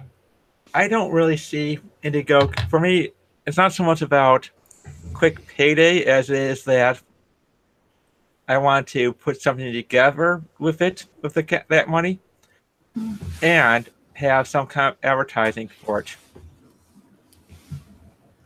Well, I know not you, but it's just I'm looking at more. I know not you, Matt, but I'm talking about like everyone I've seen go through Indiegogo, go that wasn't a pro. Oh yeah, I mean, a like, lot of. Go on. yeah, like there was that one guy. What was his name? The knuckle bomb guy. Like he got 100% in like the first day, I think. Yes, the EVS bump was was super effective. That's what happened with Blue Mamba. They got the EVS bump, and it was done by the end of the day.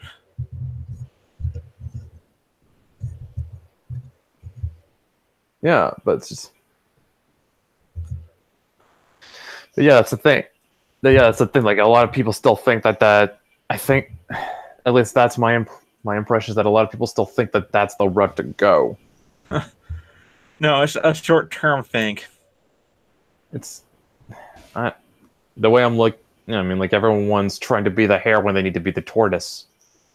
Yep. Though, to be honest, if you're serious about doing your project, if you go to Indiegogo or Kickstarter, that's the way for you to build up your audience if you do it the correct way. Mm-hmm. And the problem is that with getting someone a bump from someone on the outside, say EVS and his live stream, they're not exactly your audience. They're EVS's audience who has decided to back something on his recommendation. If you do, and you're treading on thin ice for an audience, because the moment you step out of line with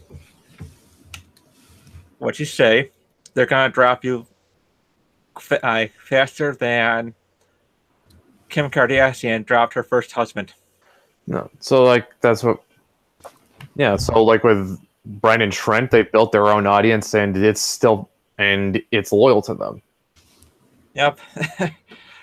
And that's the big reason why I never thought of the idea to go on EVS's show or any of the big YouTubers. I know they're not really they're not going to be there for my project. They're going to be there because these guys said so. And I'm not going to disagree with you. It's just like, it's like I said, it's sort of that's why I sort of feel like the whole, like the Indiegogo models looked at it as a quick, like as a shortcut, like, especially if you go through Ethan or, especially if you go through Ethan, it's just, yeah, it's not, the money's not earned. The shortcut is not Indiegogo or Kickstarter. The shortcut is Ethan.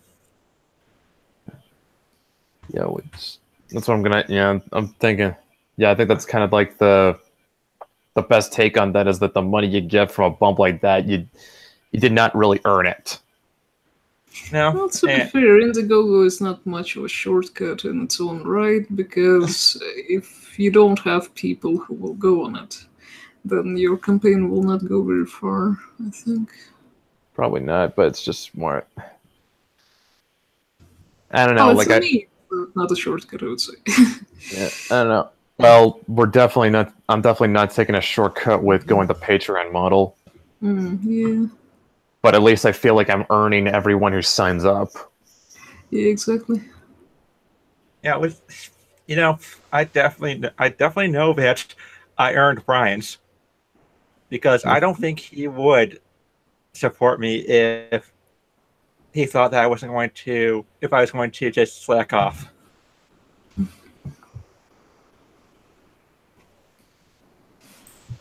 Yeah, he wouldn't. So if it's anything, it's not so much the money boost that I'm looking at; it's more of a morale boost. Oh, definitely. The morale boost is great, but a money boost can be useful. Yeah, Yes. it would. She's not wrong. Especially when you're really lacking it. Oh God, You're not wrong. You're not wrong. But I think I might be able to fix that when I start posting the pages for the Mythics one shot.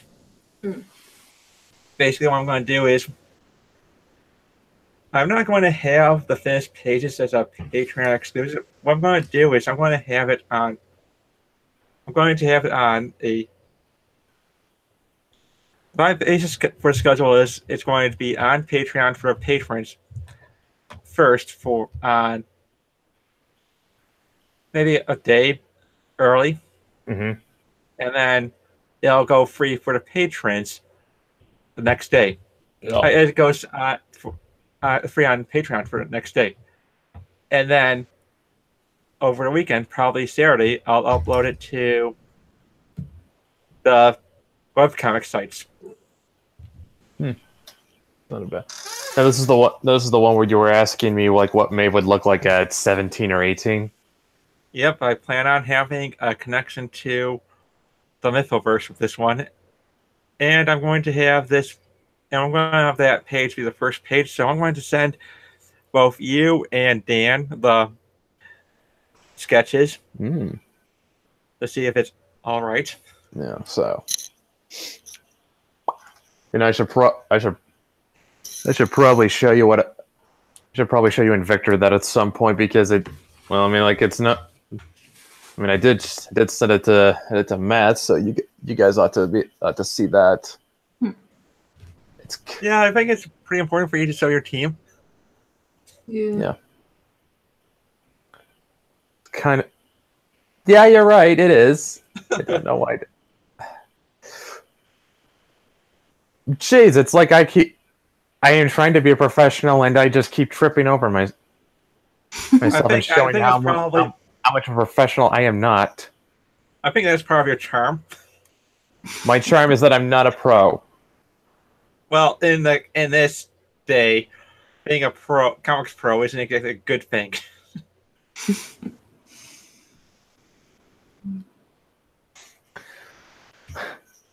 Yeah, but So okay, let me rephrase that. My charm is that I don't know what the fuck I'm doing. Yeah, pretty much. That does sound pretty charming. I guess I'm just lucky. I guess I'm lucky. I'm just such a likable guy. Yeah, pretty much. Oh, so you know that hot take on X-Men from Movie Bob? Oh yeah. What was it? Oh, Ginger, I have to read this because it's fucking hilarious. Okay, I think the last person I know who tweeted on it was Rage. Yeah.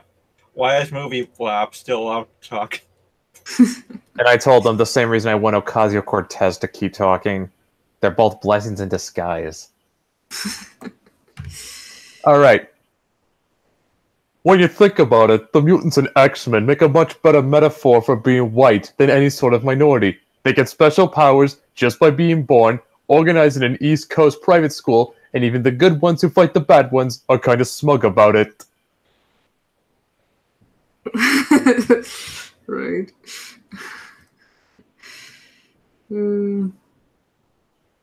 Man, what a dumbass. I had a friend who used to watch Movie Bob a lot, but that was Back when he was relevant. around, I don't know, that was about 7-8 years ago, something like that. Oh, that was back when he was kind of good, I think. Or at least he wasn't as much of an NPC as he is now. Probably. I mean, that friend introduced himself as very left-wing, and I had no idea what that means at that time. But I don't know how far left-wing he's willing to go. I don't know. Well, Let me put it this With- way: Does he unironically like Karl Marx? Probably not. I have no idea. I've And not seen that person for about over 3 years now, so no idea. And it's from what I can, that's a pretty good indicator. Here, though, I mean, like if you run into like a left winger or who unironically likes Karl Marx, or a right winger who unironically likes Hitler, then fair bet you don't want to be friends with that person. Surely, if it's someone who unironically likes Hitler, they're probably gonna be a skinhead, and you probably want to run. Not, oh man, you would, yeah, definitely, but not, I don't know, but someone who unironically likes Marx is going to be like some rich kid who's never worked a day in his life. Mm-hmm. That's actually something I always find interesting, is like how all these far left communists out here, at least out here in the States, they're all a bunch of rich kids. yeah. Yeah.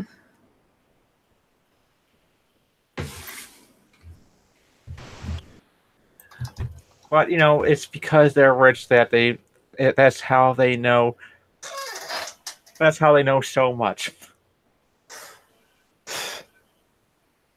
That, yeah, like there was this one girl I had a conversation with who was like, oh, she was interesting. She described herself as an atheistic Satanist and an Antifa supporter, and I'm just thinking to my, and then she told me about how our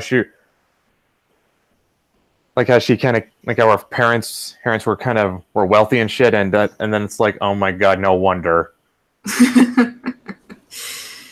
This, you've never worked a day in your life, have you? You've never wanted for anything in your life, have you? Well, you can be a Satanist and a hard worker, right? Maybe, but it's plausible.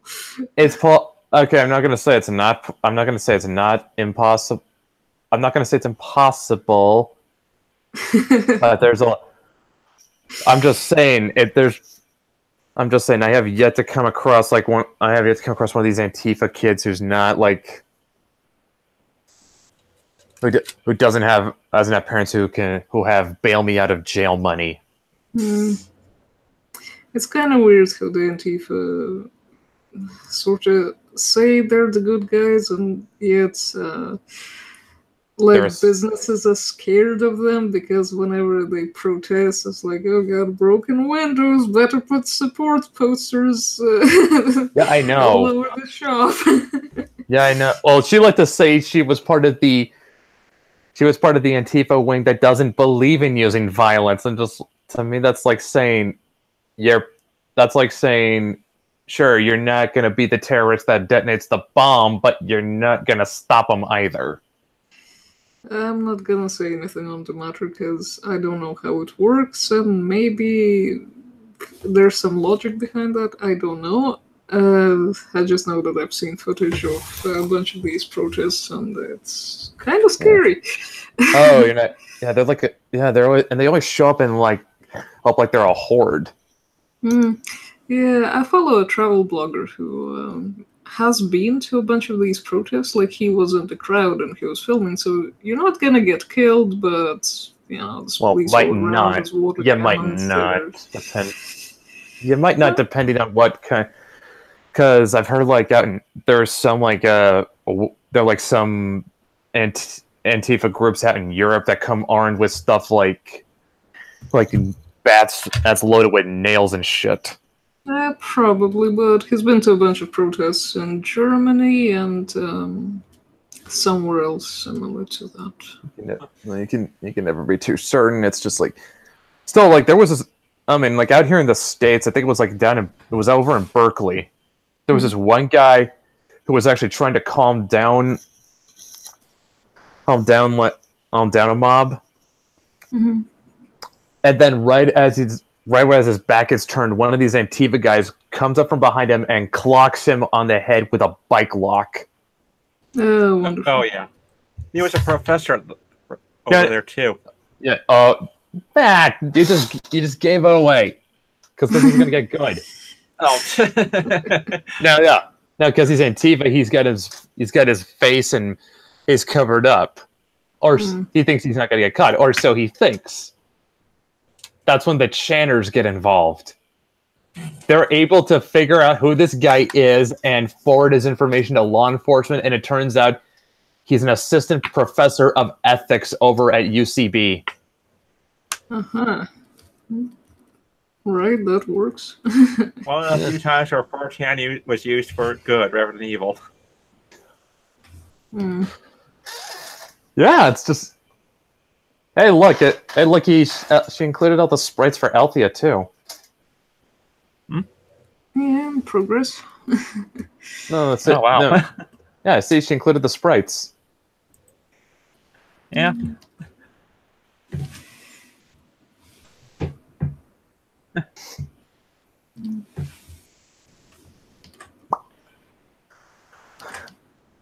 Yeah, those little things are very childlike, so they're harmless. Yeah, I think that makes sense. I mean, it's kind of amazing how those sprites you wrote in Mythics are not that dissimilar from the sprites I wrote in Changeling. Well, yeah, it's kind of funny how our worlds collided with that. They meshed so well right off the bat, So building a shared universe was the next logical thing. Exact. Yeah, pretty much. Yeah. I think for the most part, it's because we are building off of folklore. Well, that definitely helps.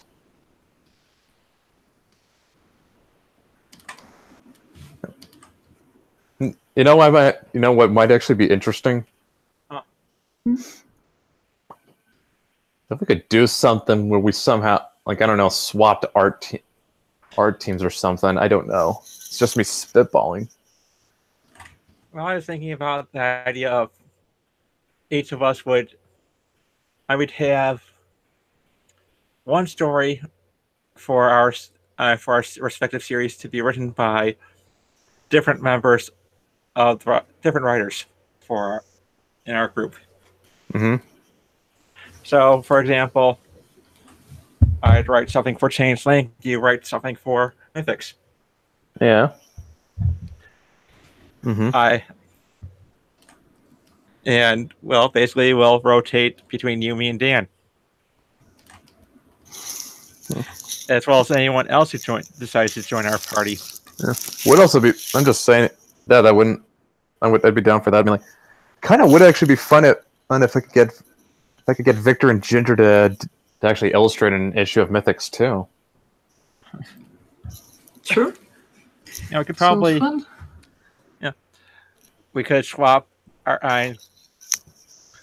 creative teams. Yeah.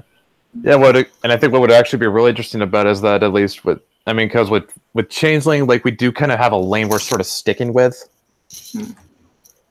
But if we get into stuff with Mythics or Adobe Kroger, there's a little bit more freedom to work with, because I know you love doing the monsters, Ginger. Yeah, that's true. And while there are monsters in Changeling, you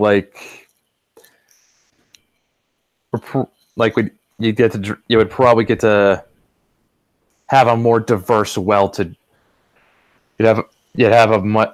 No, maybe that's not the right way of putting it. You'd have a bigger sandbox to play in with either one of those. Yep. Yeah, some of this comic, Immortal, is going to have a lot of crazy monsters. I actually thought it also has a girl who'd probably get along with Maeve really well. Really? Yeah, she's called Zen, which is short for Cynthia, I think we decided. And maybe we should. Maybe we should see if we can fold Immortal into the Mythoverse, Matt. We could try. Well, you could. Just thinking that maybe you'd want to do a one-off story in case the mythology doesn't quite What fall together as neatly. What exactly is Xeno drawing from in Immortal's case? It's kind of hard to define because it's a project that he wanted to do since he was around 15, I think. And the main character is like a fallen angel. Well, basically, it's Archangel Uriel who managed to get kicked out of heaven for some reason, and he can't protect it from demons anymore, but he's fighting demons on Earth now. And Actually, he's friends with some other, well, not mythical creatures, because Horus and Anubis, they're Egyptian gods, and they're his friends. actually, yeah, that actually would work because we did come up with we did come up with a god's realm. Oh, that's cool. Yep. So basically, we got an idea there. Mm. Yeah, and then we folded Adobe Kroger into it, and Dan had were the Dibbikin Dan's original creation, or did he pull those from something else? From Hebrew mythology. From Hebrew mythology. No wonder I didn't know it. I'm not up to date on that on Hebrew mythology. Yeah, and Adobe Kroger, the big antagonist is these old monsters called the Dibbikin, who supposedly were God's first creation. Oh, wow. That sounds fun. But if I remember correctly, they were too violent or something. They were too obedient, I think. Yeah, so he locked them away. Was he bored with them, or...? No, he couldn't control them. Well, I think I might be dropping soon because my browser lost internet. Oh, crap. Yeah, hopefully, maybe it looks like it's stable right now. Yeah. Oh. But yeah, Immortal might actually be able to fold actually pretty easily, just because.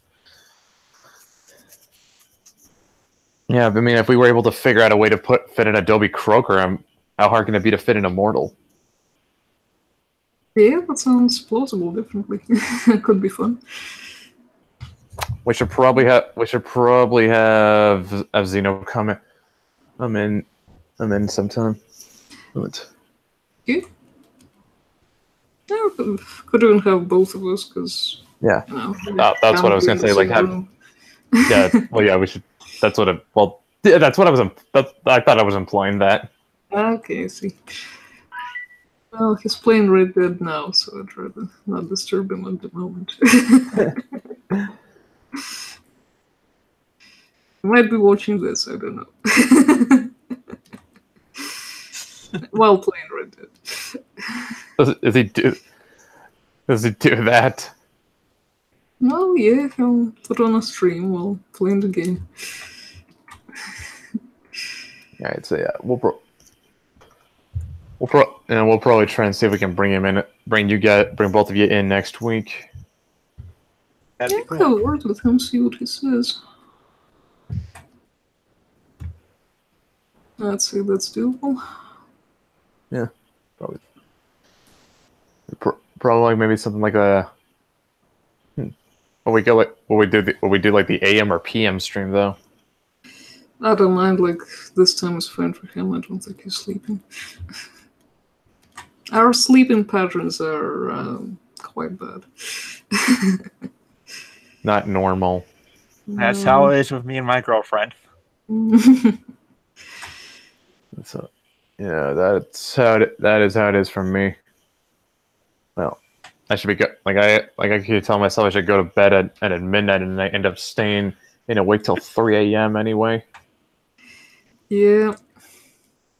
Oh yeah. Doesn't help if you have work in the morning. Well, work in the afternoon is just more like. Yeah, in another strange twist, we have the same work schedule, basically. Start work at 2. Although, with Brett, it's more like you leave work at 11 p.m., I leave at 10. Yeah. I'm going to say I used to work the 9-hour shifts, but they got me into trouble for going overtime. I know how that goes. Yeah, like I had. Yeah, my job, you're not supposed to go over 40 either. Oh, man. And I ended up going over about 10 hours. 10 hours? How? Like all together in a week? Well, they scheduled me 5 days a week for 9 hours, no break, because I was working midnight shift. I see. And then the morning crew would I would just point out stuff that, and say, you're not supposed to go until you get this clean or this or this. And they'd want help before I left, and that'd keep me after. So, oh boy. What the hell? Really? Yeah. Let me tell you something. The morning crew are useless.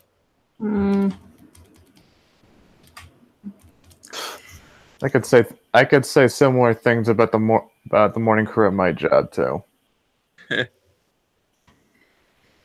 remember when I was briefly in Subway, I'd end up doing like 2 hours unpaid overtime at a closing shift, and then getting told off for it because like all the little jobs that everyone was supposed to do in the day, they weren't assigned to the person, but they were just stuff that's supposed to get done before the shop is shut. And there'd be a lot of stuff which the people working the regular day shift haven't done because they were too busy socializing with each other and going on smoke breaks and stuff. And I'd be stuck with it. Yep, I definitely know that feeling, especially when the morning crew would leave without cleaning any of the towels.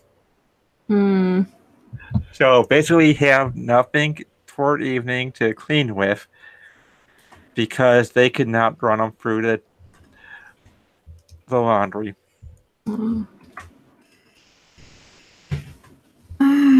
Wonderful. Yep.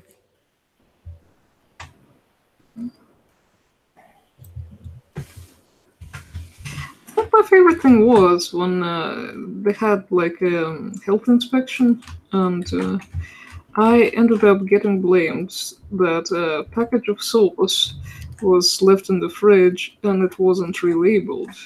Like the inspector found a thing that was expired by like a day or something. But the thing is that I was off for like 2 days before that inspection. So, and I think that packet was well within date that my last shift, and yet it was apparently my fault. I love such things. Yeah. That, and also like a tomato slicer wasn't cleaned properly, and that was my fault when I say I was off for 2 days. And that's a thing that you use every fucking day. And it was my fault it wasn't cleaned properly. That sounds legit. Yeah, that's definitely your fault because you're the only one that works there. Oh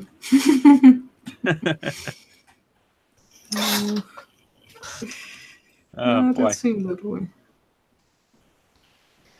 Yeah, I've been there a lot of times. And we recently had a health inspector fail us because we did not have. Basically, she did not like where the eggs and the meat were. Oh, really? Yep. So we had to switch that out, and she had to come back because of that. Hmm. Oh, that was fun. What was even funner was that she came in during a rush on Friday.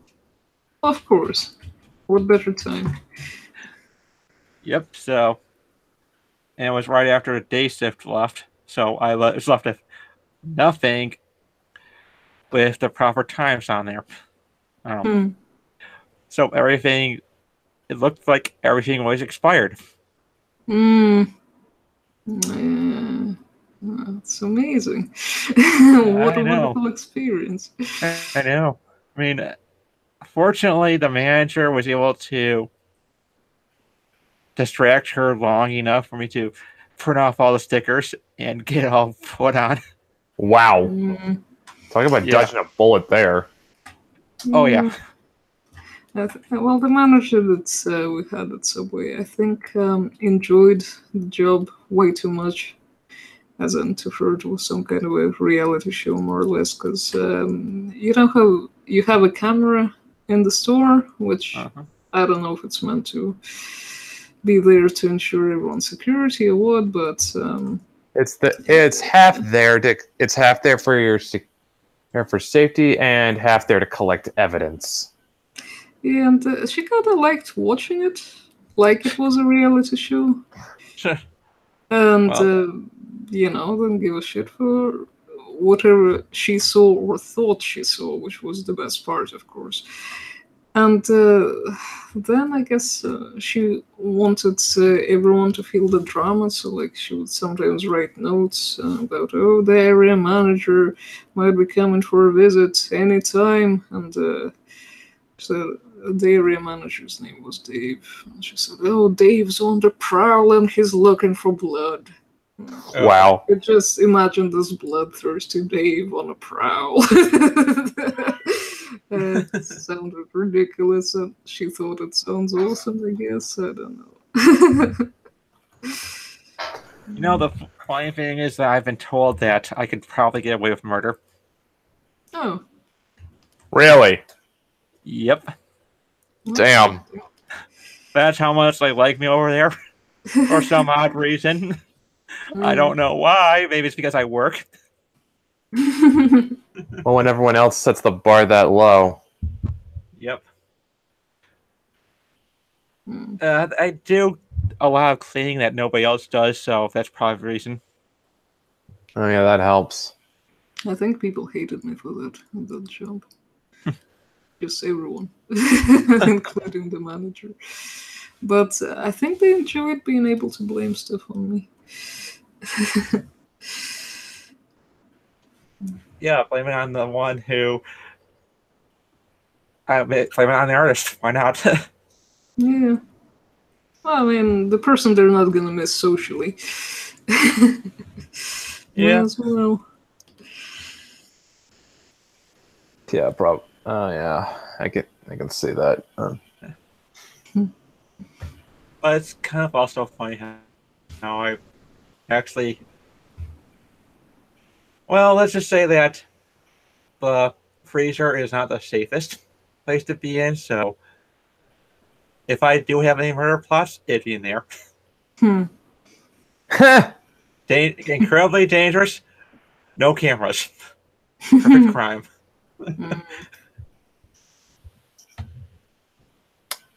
Oh, that's a wonderful thing that we had in that store.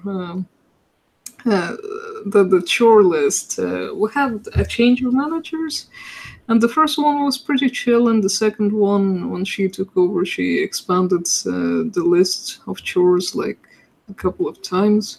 And one of them was that before you leave, you need to mop the freezer. You need to mop inside a working freezer. With water. That minus 18 Celsius freezer. Yeah, you mop inside that every night. Yeah, that doesn't I sound like the smartest idea. It does not, no. It sounds like an incredibly stupid idea. Yep. Especially water freezes, and there's a lawsuit that could be put on you. Oh yeah. Pretty much.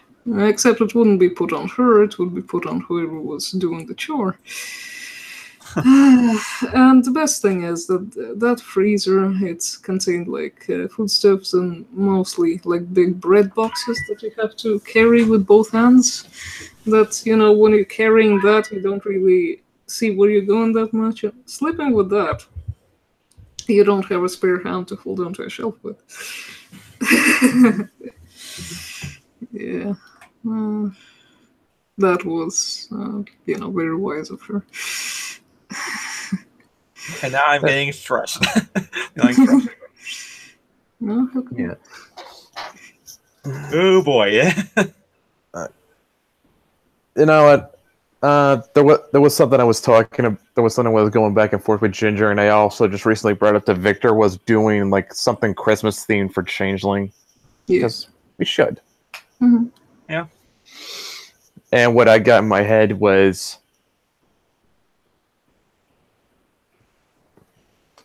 you got Maven a Christmas sweater, possibly a wicked Christmas sweater, with a bunch of chocolates, candy, a cup of hot chocolate, and crumbs from a gingerbread cookie over her, covering her mouth. I don't know why, but the idea, I don't know why, but they just throw cookie crumbs onto her face, and all of a sudden it's even cuter. Why is that? Someone needs to help explain that to me. Well, because she is cute, and that sort of thing is endearing. Yes, it is. That she's a messy eater, with cookies. Hmm. Well, have you ever met someone who was a clean eater of dry cookies? I guess not. I don't know. It's just like, I mean, I have yet to come across someone who doesn't think Maeve is cute, which is kind of. Say what? I mean, you did meet people who thought that she was a boy, so. Yeah, but I don't know if that really counts. Probably not. Probably thought it was a cute boy. Yeah, boys can be cute. It just gets incredibly awkward. Yeah, and then I had to explain. No, she's actually a girl. Of course, then Matt had to explain to me. Well, of course, people are gonna think she's a boy. There's the whole tomboy. She wears baggy clothes, short hair, and then you've got the whole manga style, which makes people think of shonen manga. There is a shoujo style, but Victor doesn't draw shoujo. Nope, and that's part of the issue with people figuring out her gender. Yeah. Well, to be fair, she's 14. Her body's still developing. Yep. But then again, that's also part of the issue with manga style, is that every girl has huge boobs at 14. Well, not everyone, surely. Not Rukia. Well, she's not 14. She looks like she is. I mean, look at Orihime. True. And then again, of course, now that I think about it, Tatsuki wasn't exactly drawn with modest proportions either. Nope. I mean, modest compared to Orihime, but that's not saying much. Yeah. I'll pretend I know what people are talking about. It's Bleach. I see. I'm supposed to feel ashamed that I don't know what you're talking about. I have to remember that we have to remember, Matt, that Ginger doesn't really watch anime. Well, Okay. I don't have to. But Explain things, basically. just don't be mad at me for not knowing what you're Yeah, talking. no, I've kind of I've gotten used to that. Like, let me put it this way: like most of the time, I mean, like you at least know the difference between shonen and shoujo manga, right? It's like one's for boys and one's for girls. Or... Yep. Yeah. Okay, that you understand. So, it's fair to say, Matt. Is it fair to say, Matt, that if you have a girl in a shonen manga, she's going to be drawn a little bit more sexy? Yep. Yeah. And then there's Sailor Moon and all those panty shots. Hard to believe that was created by a woman. Yeah, it's also Socho.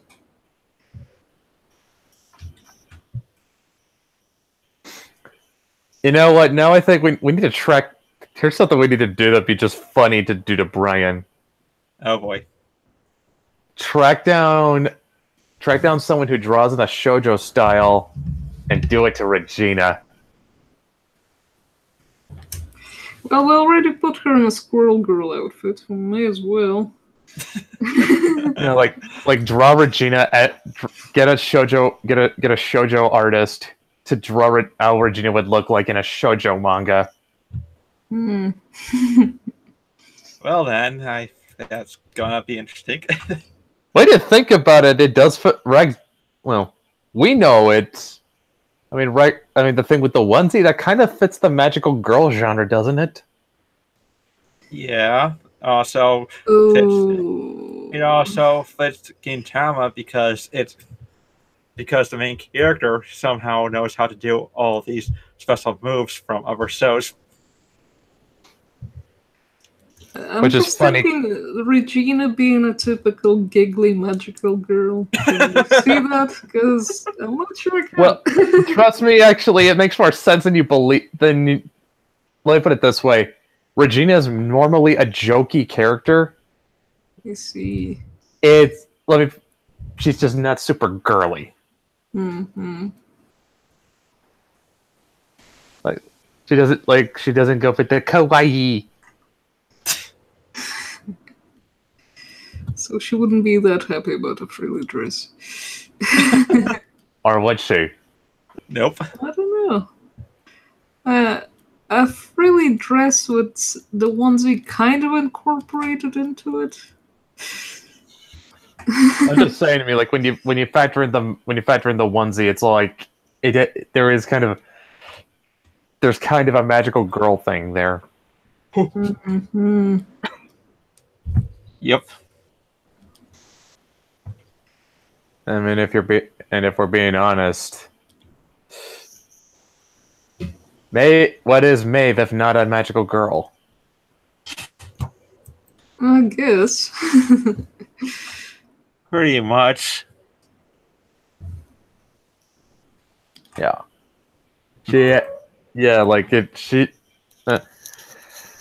Which is funny because I don't think I've really ever watched a magical girl anime.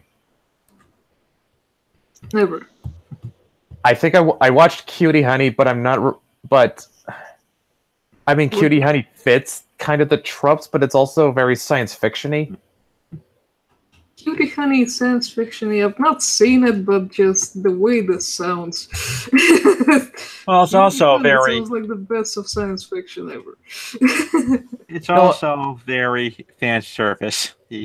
Well, it's made by Go Nagai. What were you expecting? But I don't want to watch that. The reason I say it's like the new anime is actually very restrained compared to the source material, which, like I said, considering it's based off a Go Nagai manga, that is saying something. Yeah, he's known for not being restrained or subtle. Hey. Wonderful.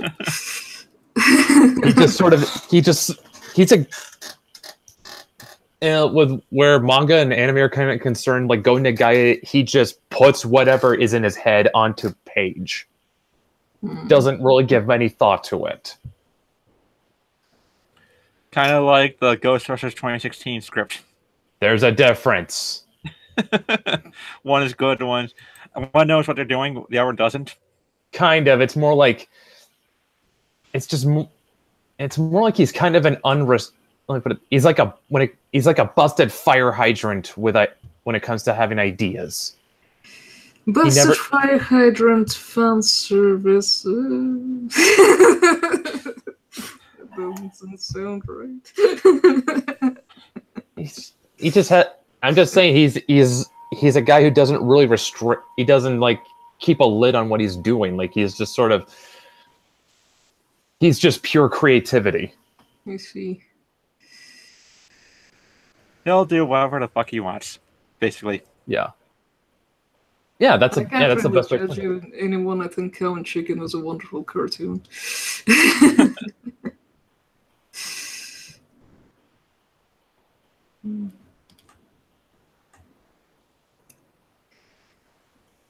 Yeah, it's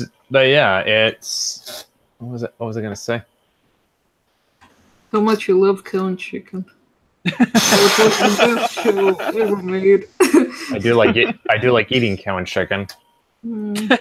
How you totally want the box set for Christmas, because it's just the best show that's ever been aired on Cartoon Network, and the pantsless red guy is just a star. Oh yeah. I thought I thought your favorite cartoon was Daria or something. No, I like Daria. But Daria is more or less well, she's the character I can connect with the most. It's like someone made a cartoon about me. Which is that's something I keep hearing about Maeve. It's like when Lenny was in, it's like she said like this was a character I wish I had back when I was her age. Yeah. I can see why someone would say that. Yep. I mean, man, you would not think an introvert with bad social skills would be that easy for people to relate to, but wow. I am at least I didn't think it. You're making it for nerds, effectively. Yeah. And what are nerds? We're all kind of like that a bit. I guess Yeah, so. I say a bit. A bit.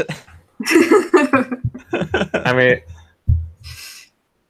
yeah. Well, yeah, I guess you can kind of see why, like, both Regina and Maeve catch on. Like, Regina catches on just using sex appeal, but then people read rags and they say, okay, there's actually some depth to her.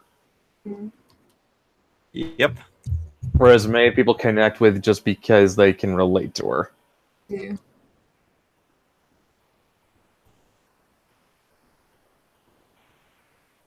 Also, she loves kitties, and kitties rule the internet. Oh yeah, that is no, that's not true. That is not true. Kitties do not rule the internet because Nerd Wonder's cat and Nerd Wonder's cat and Sashi and Diversity in Comics' dog lost out to Tim Lim's bunny. Yeah, true. I don't know. I saw the poll. The bunny won. And everyone in existence participated in that poll. Well, which do you think is cuter, a kitty or a bunny? Okay.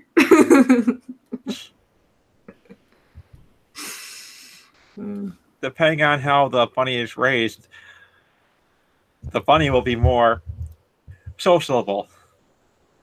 Well, actually, depending on how they are raised, they can be terrifying. Yeah. You say that like you worked with bunnies before. Well, my grandfather used to keep bunnies, but I don't remember much from that. I remember coming across a funny thing on a forum. Well, a screenshot from a forum. One was saying, "Oh, so my pet Igor, he's such a beast. I mean, looking at my finger after I tried to pet him, oh god, he bit it right to the bone. And whenever I try to give him food, he just jumps at the bar of the cage. Oh my god, he's so scary. That's kind of cool but terrifying. And someone said, "Oh, could you please not post in the thread for newbies? Because some people might think that bunnies are too scary to keep. You might give them the wrong impression about these wonderful creatures." Yeah. Though, I guess when you call your pet Igor, you kind of set yourself up for a certain outcome. Hey guys, I just saw something on my Twitter. Apparently, now they're making the verification process much simpler on Twitter. Oh yeah? How? You pay. Hey, we can all be blue check marks. You just have to give them your credit card info. No. I'm not doing that. Yeah, I'm gonna pass on that completely. I do not want. Twitter has enough out of me. I do not want them having my. I mean, Yeah. Let's think about this. Also, I was gonna say, I mean, it might be for one, I don't know if it is a scam or not, but let's just think about it. If it's legit. If Twitter's got your credit card information, whom do you think they're gonna call when you post something they don't like? Yeah, pretty much. Well, even if they don't, if that's gonna be the system, then blue marks are kind of worthless. Yeah. So, Brett, Mm-hmm. I was looking for Comixology because I got a coupon for them. Look what I found in the chat. Oh no, not Meat House Man! Yes. The most Meat House Man. Okay, you know who George R. R. Martin is? Is Ginger? Yeah, I do. Okay, well, when he's aside from Game of Thrones, he has a science fiction universe. Yeah, I know about This is one of them, and I'm not kidding when I say this is the most degenerate thing he's ever written. Let's just say the plot heavily involves necrophilia. You don't say. I've not read that one. Oh dear. And someone made a comic of it. Yeah, someone made made a comic adaptation of a short story, yes, and you know because it's George R. R. Martin, it's going to be rendered in as much graphic detail as possible. What a time to be alive. What's funny about this is like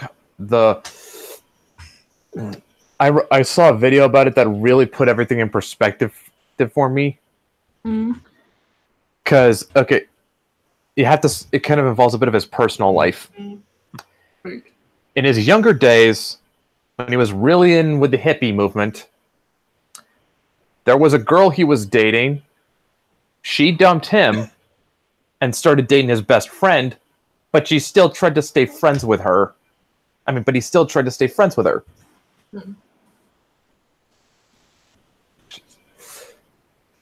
And I can tell you, he never really got over it.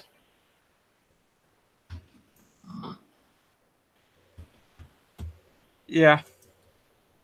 He never did. He never did find a lasting relationship until recently. Mm-hmm. And he claims that the only reason why they got married was because of the benefits. Yeah, let's just.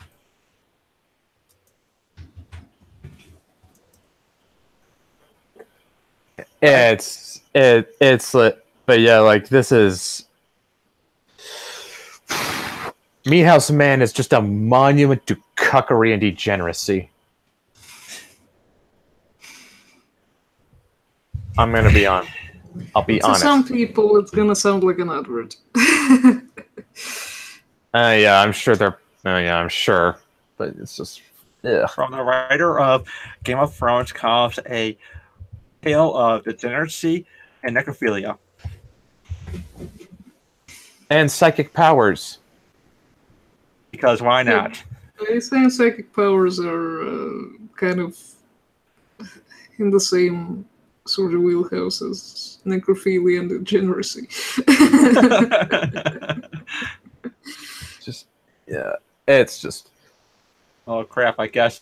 Do not fucking read Meat House Man, Matt. It's just, it's awful. I don't plan on it.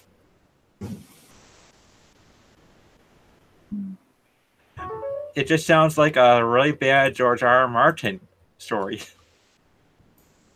which actually sounds probably better than a standard John Scalzi story. Do I want to know? What did he read? He wrote a book series called Old Man's War, which is basically a ripoff of Forever War. Help. What? I need to keep talking. What? Okay. He also wrote a book called Red Shirts, which is basically which really isn't really it's really not a novel about anything. It's about basically the guy. You know how in Star Trek you got the red shirts who are always killed off. Mm-hmm. This is their story. And it's a comedy. Really? Yep. I mean, to be fair, that actually does sound like it could work.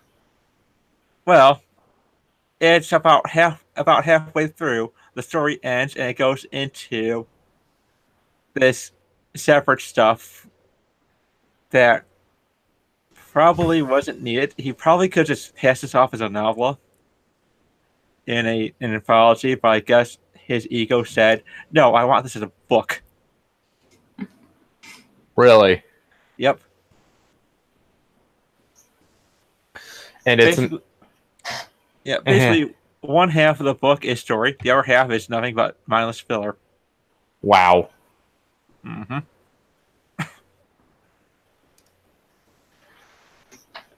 Plot twist. Turns out they're all in that TV show.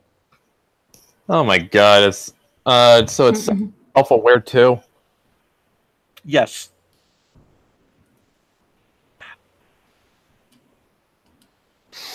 I don't know. Still, I mean, like,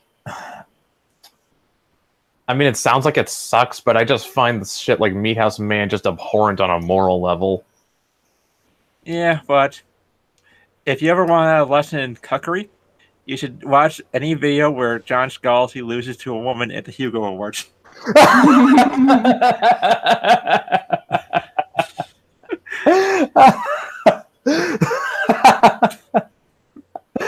Does he take it like a champ? He takes it like a champ. He's a big man.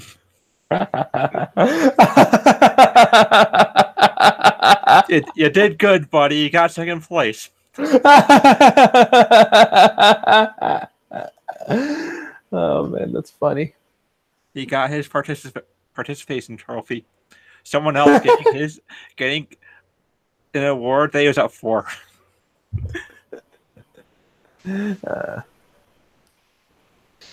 Troy just put something on Twitter saying that my new goal is to become such a famous comic artist. Female fans send me these, if only. And well, it's feet pics. Oh, what? You know, everyone has their fetish. Women sending pictures of feet. Okay. Who posted that? Troy. Okay. Fair enough. Yeah, I'm pretty sure his fetish is feet. Yeah. I just remember seeing someone else on Twitter whose fetish was feet. Well, I'll say having a fetish with feet isn't bad. Yeah, like that's actually pretty tame. Yeah, it's pretty normal compared to what I've seen. Like, you know, I don't get it, but I'm not gonna judge people for it either. I mean, yeah. After you read a bunch of George R. R. Martin stories where there's sex with siblings, yeah, and sex with corpses. Yeah, I have not read that, so that doesn't count. Yeah, I'll just say Troy can have a pass. Like his is normal. Like I said, I don't get it, but hey, it's not sex with corpses. Also, at least he's not sad. Yeah. At least he's not an SJW who writes about a kid exploring her sexuality. Are we talking about Tom Taylor now? Yep, the guy who decided it was a good idea to have the X-Men invade Poland. And have a 6-year-old girl to explore her sexuality. What the hell is that about? You know how X-23 has a clone of herself called Gabby? Yeah. That would be said 6-year-old. Okay. And where is he going with that story? I don't know. Basically, I think he's trying to make her a lesbian at the age of 6. Why? Why does she need to be anything at the age of 6? I think he's trying to write it away with that she's more mature for her age. Too mature for 6. Right. There are some things that shouldn't be written. This is one of them. Yeah. Yeah, I would definitely agree that you should leave kids alone. Let kids be kids. Yeah, which is why, like, I mean, sure, Maeve is going. I mean, sure, with Changeling, like, it makes sense. I don't know about this. What am I doing right that Tom Taylor isn't, Matt? You're not an SJW. Aside from that. You're not a hack. Aside from that. Like, getting ambitious there. Like, look, Wells is there. I mean, you're not a comics pro who is fed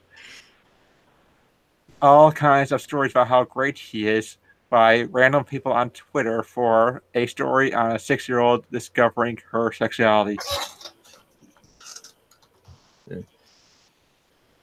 Yeah. Well, yeah, but it's just more like that. Okay, where Maeve is at this point in her life, it would make, it's gonna make sense for her to explore her sexuality somewhat.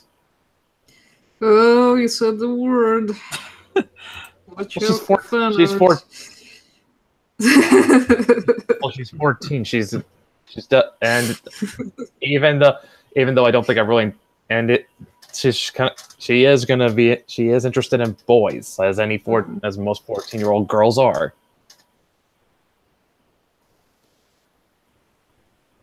Points for not saying any.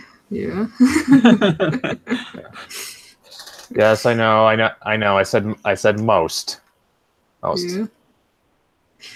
Most, okay. Yep. Yeah. There's probably gonna be someone reading over that. Most, don't you mean all? No, it's just, it is most teenage girls, they are interested in boys, so okay. It makes sense. But I mean, like, but more just talking about, but it more deals with how she relates to them and just learning to talk to them. Yeah, it makes sense. Yep. I'm not gonna be having her. Like I said, I my foot is down on this firmly. Never ever gonna write a story where Maeve loses her virginity. You're not going George R.R. Martin. No. Or even Maeve like... is, because Maeve all the is characters... asexual, confirmed. Ace Pride, woo. Doesn't care about sex at all. Yeah, that's why perfectly valid. That's why when she bumps into Andy in the first issue, she completely freezes up because she freezes up. I'm just thinking, when I say perfectly valid, some people are gonna think I'm sarcastic. I'm actually not. I think I'm speaking in a sarcastic voice, which I can't help. I think most people who aren't so socially adept, they tend to come off as sarcastic. Yeah, what I can. Sometimes I am purposely sarcastic, but Yeah, like that's I can. not the time. Yeah, I can. Yeah, I bet I have I have a bit of a sarcastic streak in me, even though I'm a little bit, even though I'm. I wouldn't say I'm super social, but it's not like I can't handle being in a crowd. It's just like not the first place I'd like to be. No, I can handle crowds just fine. It's awesome. There's all these people around, and you don't have to pay attention to them. You can ignore them, and you don't get in trouble for it. It's amazing. Okay, let me rephrase that. I can handle talking. I can handle talking to people, but yeah, I do have a sarcastic streak in me. That's just. I think it's just more my personality, though. I think it's something I picked up from my mom. My mom had a major sarcastic streak when I was growing up. I think my sarcastic streak came from watching Babylon 5 and Jerry Doyle. That's not bad. Well, yeah, I mean, Garibaldi was the most sarcastic character on the show. That is true. Although a lot of that had to do with I think half of him was Jerry Doyle alone, though. Well, it's been confirmed that the show's creator wrote the characters as their actors. No wonder they feel like real people. Yeah, they're based on real people. Although I mean, like, can you still say that? You can say that about Star Trek. I mean, like, they come off feeling like people. Yeah, but I think a lot of them has to do with how the actors molded them. Yeah. I mean, Spock had a lot of creative freedom. Okay, I'm talking. Okay, like that. I guess so. But like, how about Next Generation? I mean, like you got Patrick Stewart, who is a god tier actor, so he could make anything sound convincing. Yeah, funny thing is, he thought that the show was only going to last 1 year, and lived basically with a suitcase already ready packed. Oh boy, how wrong he was. Yeah, no kidding. Was he hoping that it would fold pretty fast? He just didn't expect it to do well. Mm. Well, he was a Shakespearean actor, and back at that time, he had no sense of humor. Wow. Oh well, he's English. Yeah, come on. British humor is a thing, and it can be really good. Well, Well, Patrick Stewart did say that America made him funny. Ooh, traitor. I think it goes without saying, like a lot of what made Data such an interesting character was Brent Spiner, though. Did you ever see those videos where Patrick Stewart and Brent Spiner would just troll each other at each other's panels? Really? Yeah, such as Brent Spiner would go to Patrick Stewart's panels as Data and interact and basically troll him the entire time. And then Patrick Stewart would return the favor and go to Brent Spiner's panels and troll him. That's fun. It's very different from the original series cast where they all hate each other. Oh. Which is weird because I mean, like I thought like Shatner and Nimoy were like friends. Well, Shatner, Nimoy, and DeForest Kelly were all friends, but Shatner and Nimoy hated each other during the show because of how they were competing over the roles, what roles their characters were. Let me guess, the friendship sort of came with age, didn't it? Yep. That's basically it. And the one thing that was really cool about them with their friendship with DeForest Kelly was that they actually took a pay cut for the 6th movie so that DeForest Kelly could retire off of that movie with a $1 million paycheck. Mm. That's very nice. Yeah. Oh, not. Oh man, like they were. Like, here's the thing with Star Trek 6 is like that movie almost did not get made just because Star Trek 5 did so badly. Well, it wasn't just that, but also because they did not want to give it more of a budget than they wanted. Well, that was kind of the thing. If the previous movie did well, the budget went up, and if it didn't, the budget went down. That was but also they had Nicholas Meyer who came on board who managed to do the second movie on a lower budget, so they expected him to do the same with the sixth movie. Well, they kind of and it also kind of helped that Nicholas Meyer was able to call in a favor from a friend who was one of the bigwigs up at Paramount. Yeah, but unfortunately, he couldn't get Kirstie Alley back for the role of Savick. Yeah, because that thing with that story with Valeris, like it kind of makes a lot more sense with Savick. Yeah, they killed it. But then again, they pretty much in the movies they pretty much erased the relationship between Savick and Kirk's son. So it would have been a twist to find out that she was in love with him. And that's the reason why she felt the feelings of revenge.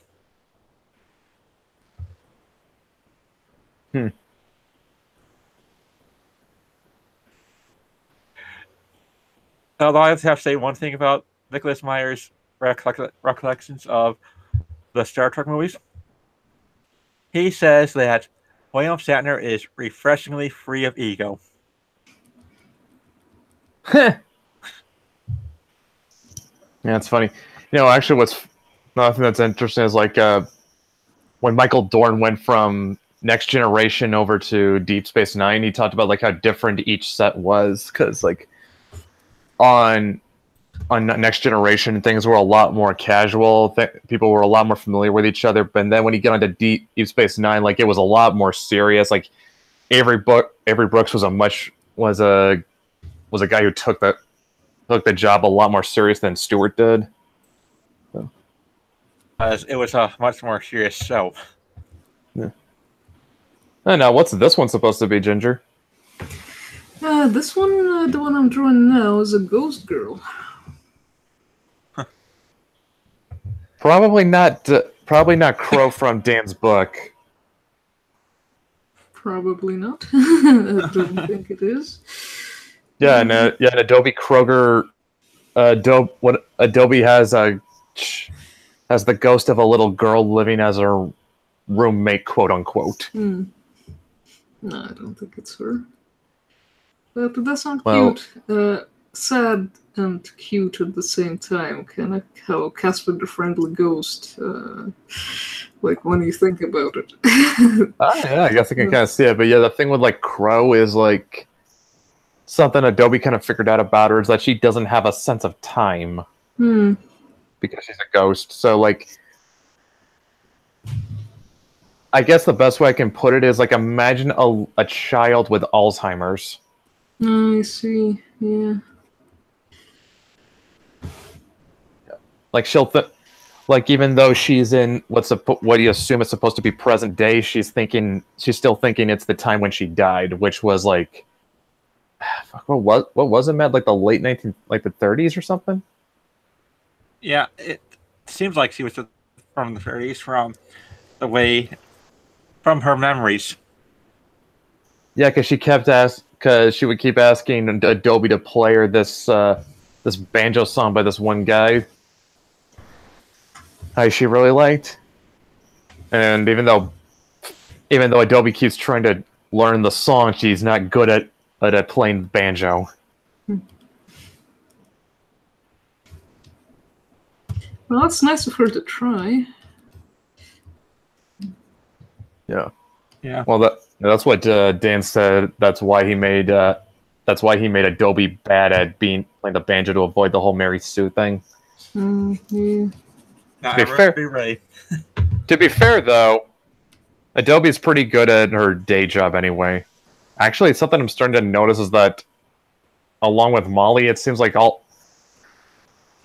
Is it fair to say that all of Dan's characters are going to be programmers? Yeah. I mean, I'm not going to knock him. It's his. That's what he does. That's what he does for a living. You're right. What you know. I can only see you writing Maeve now as a Walmart employee. Aww. Oh god. Oh god, that's like her personal. That would be like her personal hell. Especially if she had to be stuck being a cashier. Ooh. Yeah, but I don't know why, but that image just popped in my head. As soon as I... Oh man, like, I guarantee you, if you want a quicker way to make Maeve hate people, just make her a cashier at like pretty much anywhere where that's retail. at a fashion store, so she has to serve all of them ladies who think the world of themselves. Or even fast food. Yeah, like that's just like she will hate people for that. I don't think we want her to hate people.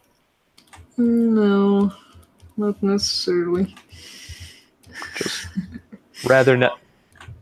It's just more like I don't hate people, but if I can help it, I'd rather not be around them. Yeah. And then working fast food or Walmart, that would make them hate her. Yeah.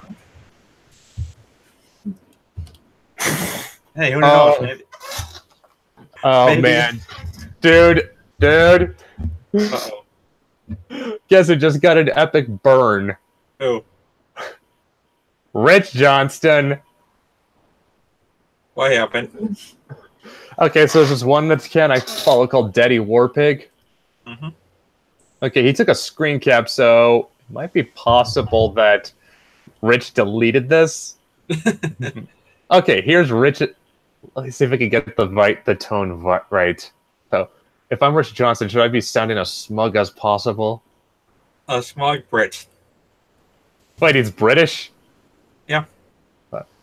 Every month we run market share analysis. Marvel don't give a shit about stats. Frankly, they don't care about what anyone thinks of them as long as they are making money. They don't see DC as a rival. They see PlayStation as a rival. And Daddy Warpig says, Marvel Comics sees the PlayStation as their rival. Dude, if PlayStation titles were selling as bad as every single Marvel comic, Sony's CEO would have to commit seppuku to expiate the shame. Marvel Comics sell worse than Bazooka Joe. Can I go to Ed and say this? But that's pretty spot on because Sony's doing as bad as Marvel. Is it? Yeah, because PlayStation is the only area where Sony is making money. Yeah, but he's talking... Okay, within the larger context of Sony, you're probably right. They sold their U.S. headquarters for $1 billion, and that still didn't get them out of the red. Yeah. Oh my god! Tank just tweeted that they have a live-action Cowboy Bebop series on Netflix! Yeah, they're working on one. Wonderful. No, this is like the worst... Oh god, they're gonna get everything wrong!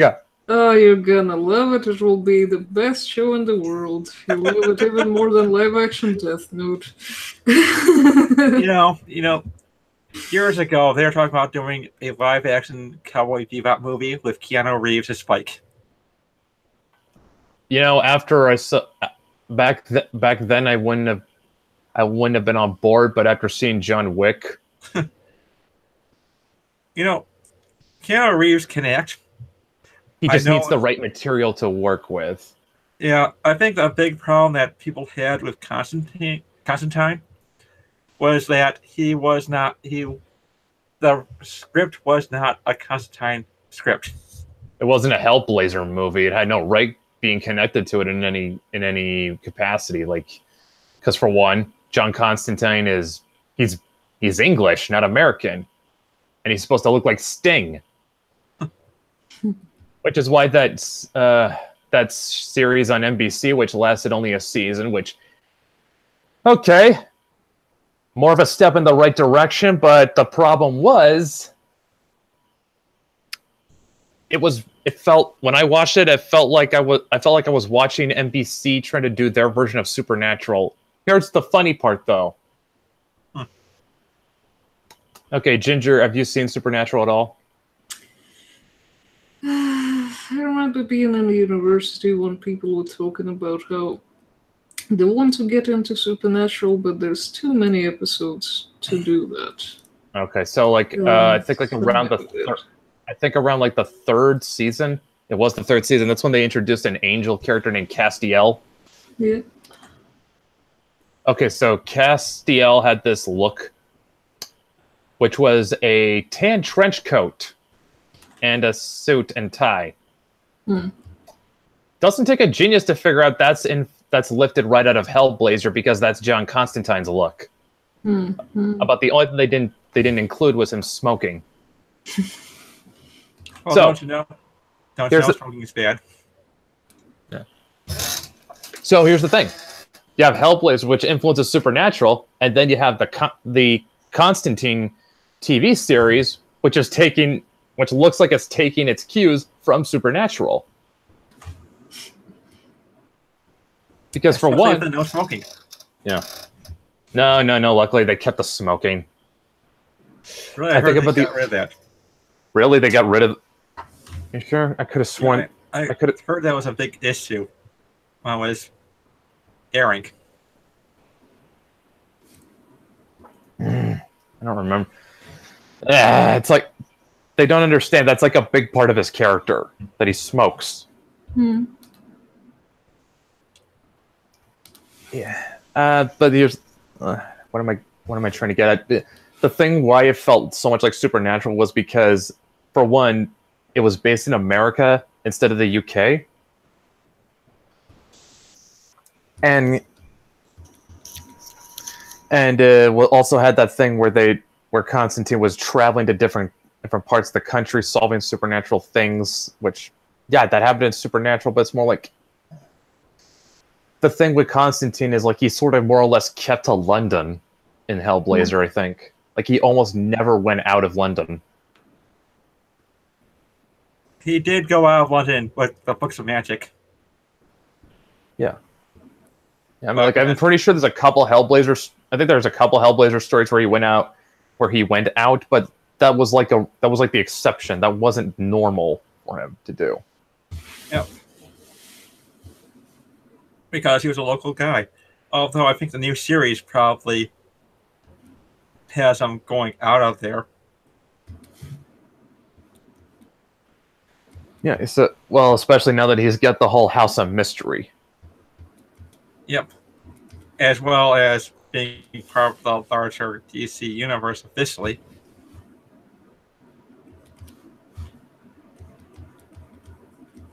Hell's Horses. What? Pulpfire just tweeted something that it has you in it, Matt. Who did? Pulpfire. Oh, yeah. I'm trying to figure out which one is supposed to be you, though. It's Althea. Oh. Yeah, then I can see it. Yeah, basically she drew the characters. Well, of course, man. She doesn't. Yeah, fuck. I haven't seen what you look like. I think about the part of the mystery. Yeah. Am I really Asian, or am I just playing the role of one? Let's just say the only person who actually has seen my face is Brian right now. Although I've got videos that have my face on them, so it's not like you have to look. You don't have to really look hard. Didn't you post pictures on your birthday? That is also true. You're welcome. But, so basically, everyone. Look, about the only way I've gone out to protect myself from doxing is that I don't advertise my address or where I work. That's a good thing too. Yeah. trying to do everything I can to make sure I scrub that clean from, or at least make it as hard to find as possible. Hmm.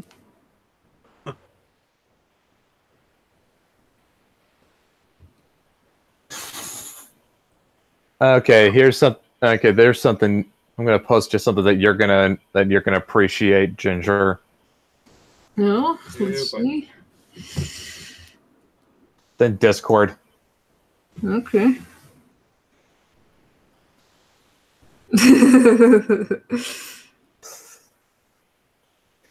It's Shane taking a shot at Trent.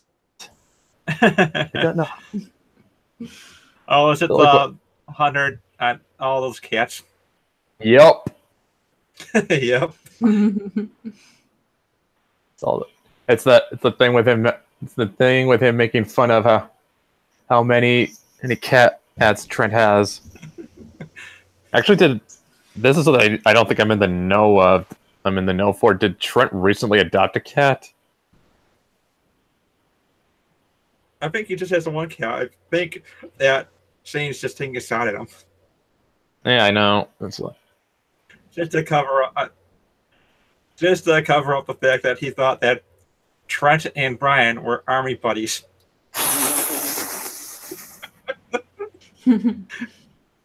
Yeah. You know, I have to wonder how you get that. I mean, just because I guess you could probably make that mistake, but I think just because Brian was in the army, so you'd figure, and he and Trent are friends. And so I guess it's easy to come to that conclusion unless you know the details about their relationship. Yeah. I mean, it's not really his fault for thinking that. It's just that it's an easy conclusion to come to. If you don't know the details, yeah, it's easy to make that assumption. And also, yeah, and Sane's also military, so he understands how the friendships work. Yeah. But still. Yeah. But yeah, I mean, like, I'm not. Let me just put it this way, Ginger. I'm not kidding when I say, like, when Trent and Brian first met, they hated each other. That seems to be a big fact. That seems to be something that connects everyone that Brian works with. Except me. Well, I said work with on the project because I remember hearing about how him and Luigi didn't really. Oh, yeah. Oh, no. Not Liz. Well, I think Liz was already buttered up by the idea that she's going to be in a comic as the main character.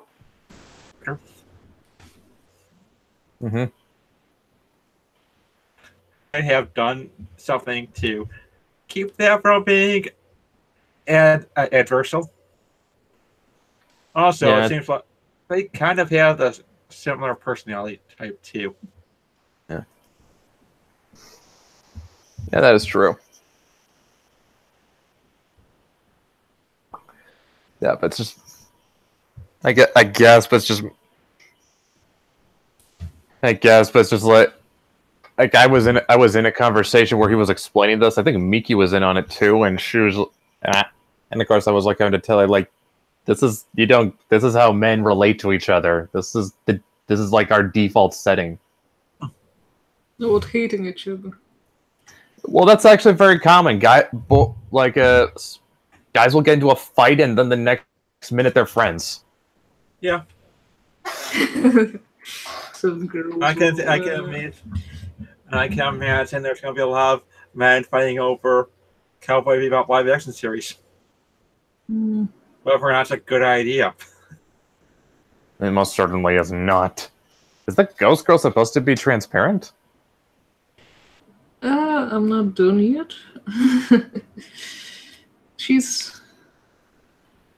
I don't know. She was drawn as blue. I'm interpreting that as transparent because she's a ghost and it's me drawing it, so there.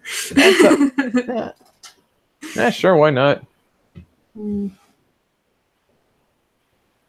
Let's see if they've got the studio behind Cowboy Bebop in it as well, because I remember hearing that they were involved with the live action movie. Really? Yeah, Yeah, and then we're gonna know when to run like hell if they start to pull away from it. Oh yeah. I guess the best way we'll know if it's in good hands is if Shinichiro Watanabe is cool with it. I met the guy at ASUN. Really?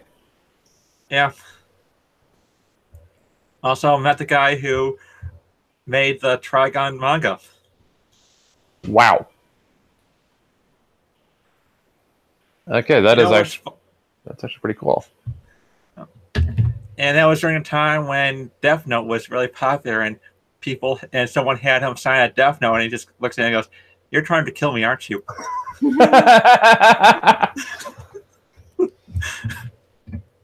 Okay, that's funny. That is hilarious.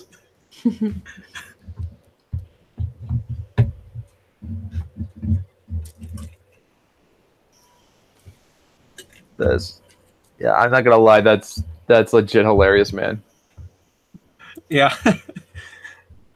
But a lot of these Japanese creators are really, really cool to talk to. Really?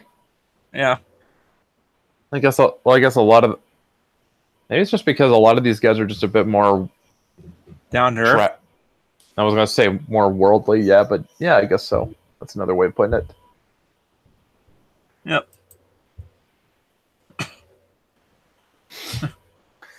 But yeah, that's yeah, that is actually pretty damn cool.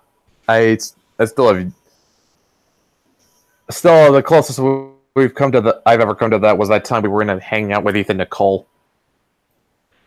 Yeah, it's all about knowing the right people to go to conventions with, all that. I do not have any such connections. Yeah, and I think now the Anime Con near me, Youmacon, now gets Japanese guests. Wow. Oh yeah, they're now at 19,000 convention goers. Damn. Oh yeah. So when I go to sell Wicked books there, we're going to have a big audience. Big potential. Actually, while we're on that subject, are you plugged into the con scene at all out in your part of the UK, Ginger? Not much. Senless tends to go to the Comic-Con in London with his friends, but they just go as visitors. But I'm kind of wanting to go, but only if I get to sell something. Well, that's about to change. I like the sound of that. Well, I gotta expand in the market. Yeah. Yep. And I mean, like, since it says gonna be written in English, I mean, it only makes sense if we might as well just sell it out on the UK as well. Yeah, I think so too. Yeah. I remember hearing that we could say that they have printer offices in the UK and I think New Zealand or Australia. Hmm. If it's New Zealand, that's actually good for me since I got a couple friends who are Kiwis who could probably make the rounds because there's like a few big I want to say big, but it's big for that country. If it's anything, I'm going to say that it's going to be really good for me and McKinnon Chronicles because they love science fiction. In New Zealand? Yeah, apparently so. Wow. And England loves it as well, especially when they brought back Babylon 5. Oh, it's no surprise. Look what the big thing out in the UK is. It's Doctor Who. Yeah. Yep. Although It's a show that's been running for about 50 years, and the new seasons are not. Well, they're very different from the old ones, and there are some old fans who just watch the new stuff because it's Doctor Who, and because like seeing the Christmas special has been a family tradition to them forever, but they're not that into it. Yeah, Really? They just kind of watch it to stay aware, but they don't enjoy it as much. But there's also a company that Big Finish, I think, or something like that. Yeah, Big Finish. They do the audio dramas, don't they? Yeah, exactly. And those are pretty good. And they still do new adventures with the old Doctors. Well, yeah. Some of the old actors are still alive, aren't they? Yeah. well, except our first one. Yeah, I said Yeah. some of them. Yeah, I know. William Hartnell, I know, is dead. I'm pretty sure Patrick Troughton's dead. I think Sean Pertwee's dead. But I think last I checked, Tom Baker is still alive. So is Peter Davison, Simon Baker, Sylvester McCoy, and Paul McGann. Mm. And they probably can still ring up Christopher Eccleston, David Tennant, and Matt Smith, and Peter Capaldi every once in a while. I'm not sure if they're doing much with Eccleston, because for some reason I don't know, he didn't leave on very good terms. Like, they tried to invite him for like a big finale that they were doing, that they wanted all the Doctors in, and he didn't want to go.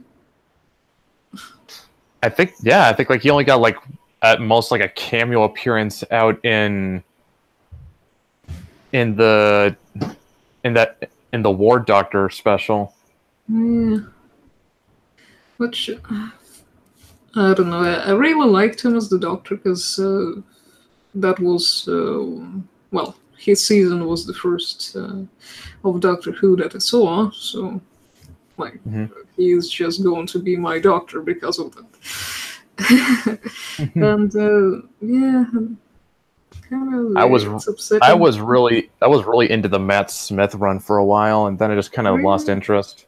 Really? Matt Smith? No, not David Tennant. I liked David Tennant, but I don't know, Matt Smith. It just kind of clicked with me more, I guess. I can sort of see that, but I didn't like Riv's song when they brought her in. But I don't know if that was after you lost interest. Yeah. Plus, I also really liked Amy. Yeah.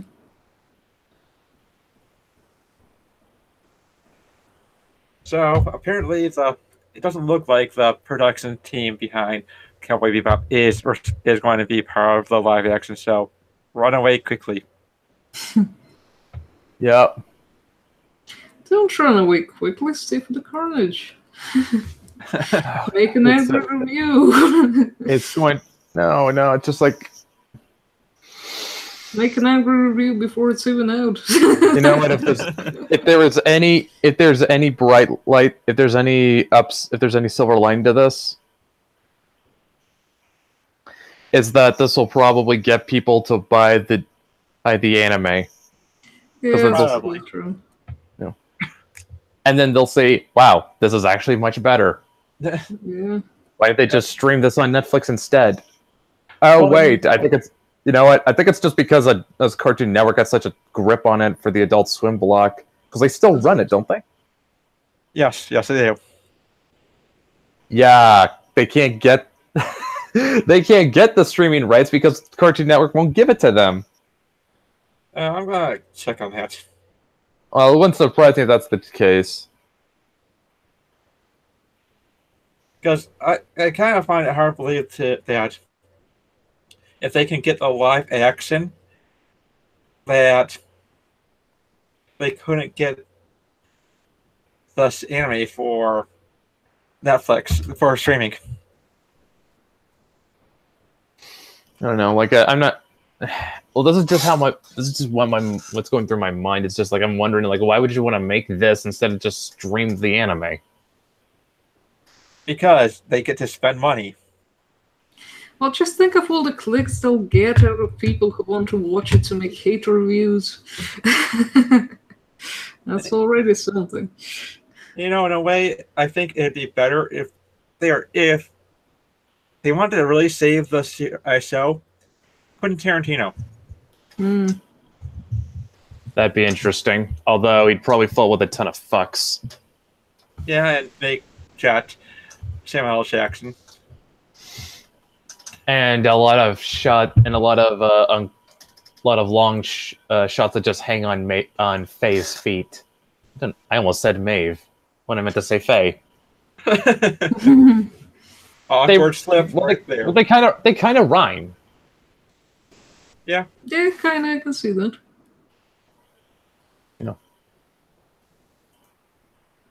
I'm gonna wonder. Here's what I'm wondering. Are they gonna cast like a? Are they gonna go for like the ethnic casting for Faye, even though Faye is supposed to be Asian?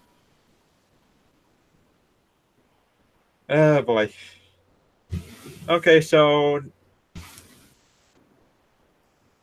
they don't have the streaming rights for the anime, it looks like. Mm-hmm. Which is really weird to me.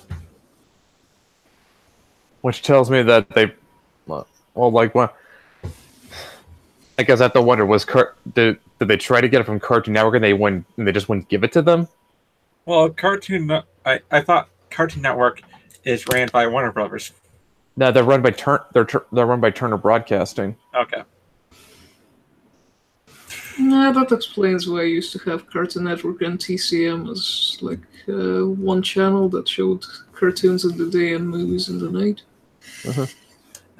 Then again, they could be there waiting until the live action series comes out for them to stream it on Netflix. Yeah, it's just going to be interesting if they try going for the diversity casting. I mean, like, they even looked at what the cast is already.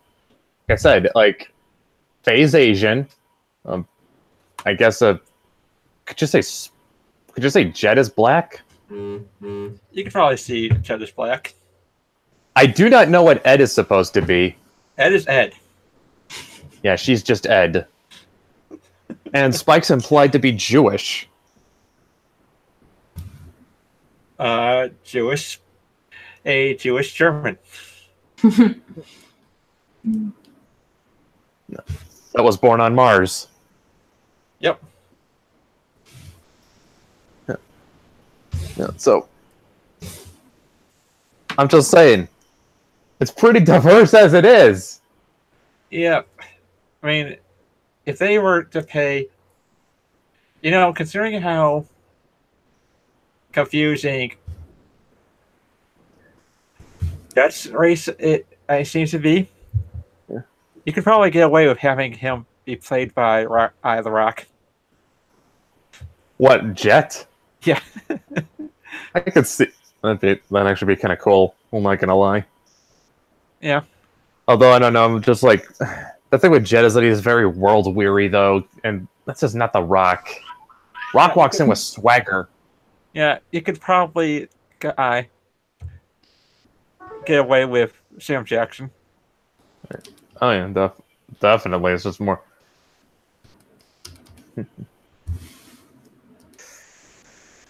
Oh, someone put on Twitter saying that I don't want to watch it if Yoko Kanno isn't doing the music.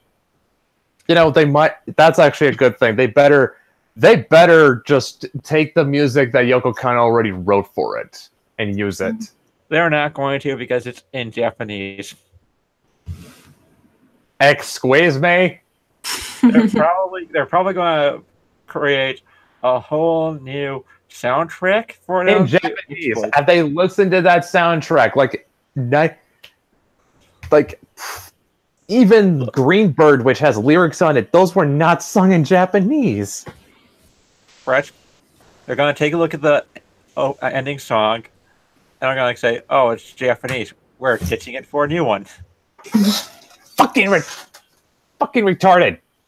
It is. Okay, let's put it this way. They can probably the casting will be one thing. They can probably get away with it, but they neglect that soundtrack, and they're missing a key pillar in Cowboy Bebop's identity. Yep. And it's supposed to be a sci-fi crime series with jazz.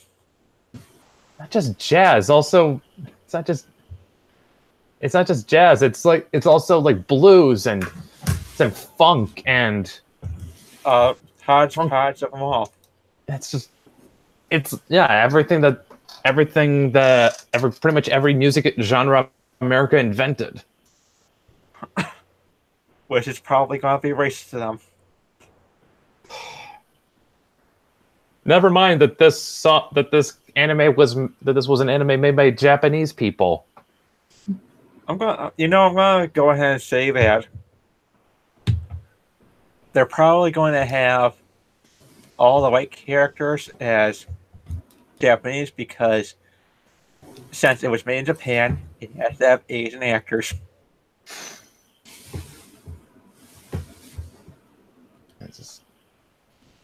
Yeah, that is just the best thing I've ever.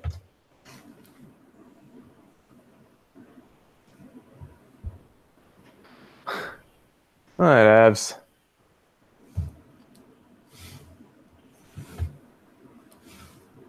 I mean, at least they're not going to be doing something extremely horrible to it, like that one chimera from Fullmetal Alchemist. Oh yeah, and there was the thing because with the live action Fullmetal Alchemist movie. Yeah, just think about it this way. Well, I mean, here's the thing, Fullmetal. Well, you haven't seen Fullmetal Alchemist, have you, Ginger? No, I've seen bits of a couple of episodes, but I've not seen the whole thing. Okay, well, I'll tell you that the world it was set in is very European, kind of Germanic, actually. That's Yeah, the pure I part. remember. Say what, Matt? Especially the part where they have your. Yeah, true. Yeah, it's sort of it's set in an alternate history, but yeah, it's very Germanic. Mm-hmm. So the characters are not, meaning that none of the characters are Japanese they don't even have Asian characters until this is in the manga, and then the second anime, they didn't even broach that in the original one. That's a whole different thing. Point is, it doesn't really have a mainly Asian cast. Yes, it's mainly European. So Japan makes a live action Fullmetal Alchemist movie, and of course they cast it with Japanese actors, which, well, to be fair, they don't have the kind of budget that Hollywood films would have. Like I said, that's understandable. They can't. It's not like they can fly in. It's not like they can fly in Western actors. Mm-hmm. And you want to hear something cheerful, Brett? What? Since the live-action movie does not introduce Scar, the Chimera is still alive. Oh yeah, because one of the. Okay, should we tell her? Because Go ahead.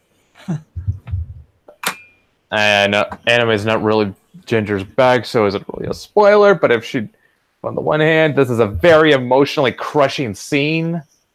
I'll probably forget it by the time I get around to watch it. Should I get around to watch it? Okay, so Ed and Al go to study under this one guy, this one alchemist who's kind of fallen behind on his research, and the government's going to pull his funding if he doesn't deliver or something amazing.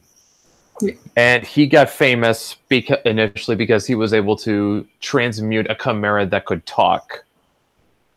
Mm-hmm. And in Fullmetal Alchemist, you can make a chimera just by combining animal DNA, basically. I see. Yeah. All right, so they study under this guy, and he seems nice, and they're friends with his daughter who can't be like more than 4 or 5 years old, I think. Hmm. And she has a dog. And so that one day they come by and he's got a new Chimera and it can talk too. But then Ed and Al put 2 and 2 together and find out that he transmuted his daughter and the dog. I see. Well, he's very devoted to his job, I guess. Well, how he got the original Chimera was that he used his wife. So this guy's a... Yeah, oh boy. And that, and then if you want to, as if to be even more soul crushing.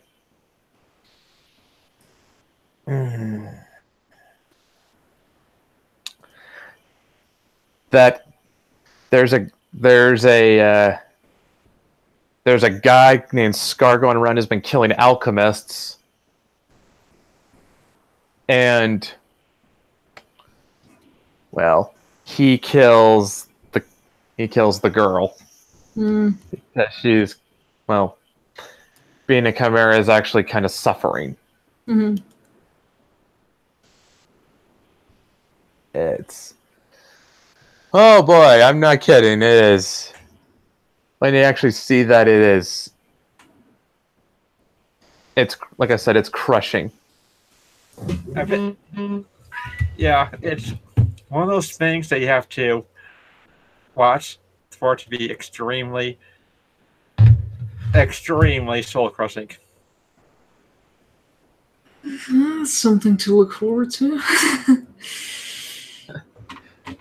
Kind of like the Cowboy Bebop live action series. Mm. Although, I am completely different reasons. Mm-hmm. Well, yeah, pretty much.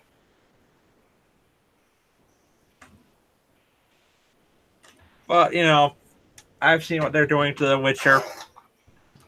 That's gonna be a Tanuk. Yeah, I don't trust Netflix. I don't think anyone does these days. No, it really doesn't. But it's probably gonna be the first thing that people will, that the audience will get to know first, and then they read the books, and then someone will put them down just because it's not their thing. Yeah, of course. Oh yeah, that does happen. Yep.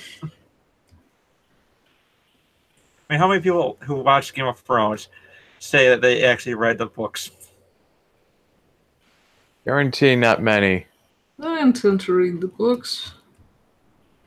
Yeah, I've read the books a lot better than the series. Somehow I don't think you can. Yeah, I don't think that's really debatable now. Yeah, the series is kind of went to a dark turn. Yeah, it got bad at, I think, like after season 5. In what way? They diverged a lot from the series. I mean, they could have, the 5th book, it's the 4th and 5th book, you could have just done it. You could have had about 4 seasons worth of material from them, because they've got add in there this Northern conspiracy against the Boltons. Mm-hmm.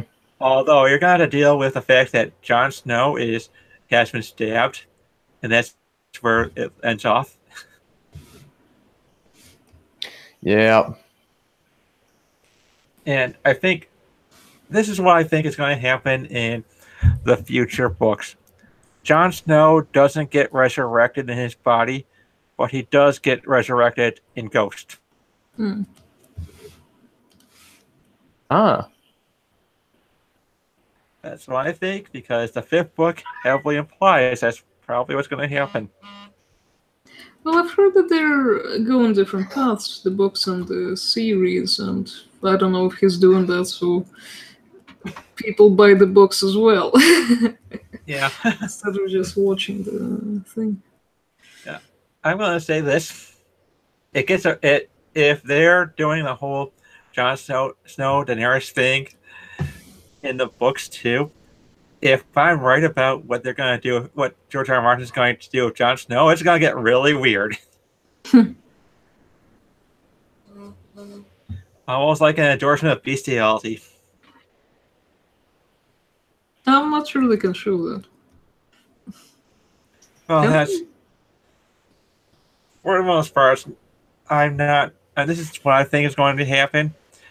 Simply because George R. R. Martin seems like the type of author to foreshadow heavily, especially with this one scene in the book where Melisandre sees a vision sees a vision instead of seeing Stannis as the Lightbringer. She sees Jon Snow, and then his face morphs into a wolf's. I see. So that could be a reference to him being able to transfer his consciousness into Ghost, or if it's going to be something where he's going to turn to direwolf for the rest of the series. Well, that transformation in itself sounds kind of cool. Yeah, that happens more often in the books than in the series, mainly because I think they have a budget they have to stick to. Yeah. I mean, shooting a TV show is a lot different from writing a novel, in that writing a novel, you've got your imagination without a budget. Yeah. When it comes to writing by doing a TV show, you got a real budget deal.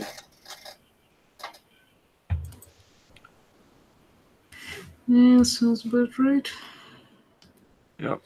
Well, it is true. Like that. Pretty It's much, the yeah. objective truth.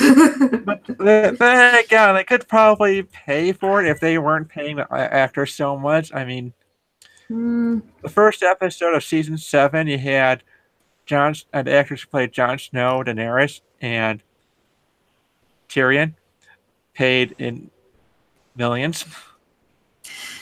I do think that the paychecks they give to the actors, that kind of ruins the quality of a lot of things they're in. Yeah. Like, that money could be better spent. Especially, I hate that when, like, cartoons, people don't want to go to the cinema to see them unless they're celebrity voice actors. And, not just famous voice actors who've been voicing cartoon characters for a long time, but like celebrity actors is fine, but when they get stuff like random singers and so on just to draw people in, it's like so much of the budget is gonna go on paying them, and they're not gonna do that good of a job. Yeah. Yeah, I think Tom Cruise earns his paychecks by doing his own stunts. Some of those stunts will mess you up for life. So you're gonna need some good health care and then money for future health care. Yeah. Oh, there's some good news. Huh. Okay, so the good news is... Let me pull this up. Jack Irons has now been printed and is being shipped. Woo! Awesome. Nice. By Friday, it'll be in Wicked's hands, and they'll start shipping internationally. Excellent.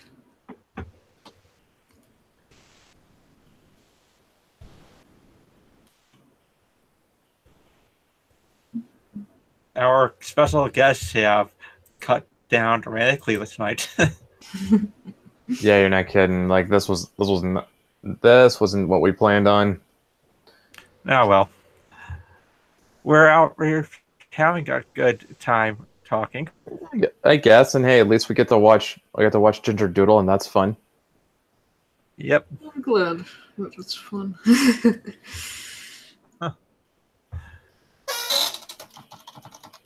It really doesn't feel like we started streaming about 3 hours ago.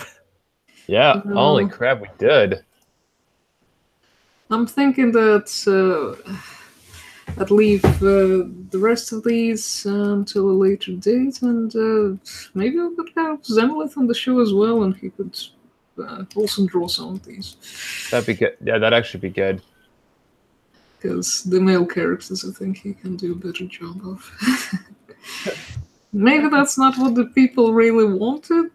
I was actually not. I am expecting you to draw Althea so soon. Yeah. Probably because you were in the call or something. And it looked. Well, You know, Matt, Ow. you should probably have Ginger do a variant cover for Mythics. I'm down for that. Sure, I mean, especially of how she drew the pixies. So, yeah. Like there's the reason why I stuck with Ginger is because she is really good at using color to nail mood and atmosphere. I'll I try. can see that.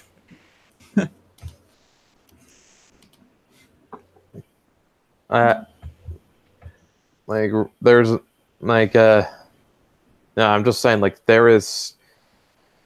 I can't do what she and Victor do, but I'm glad that they can do it. Oh, same.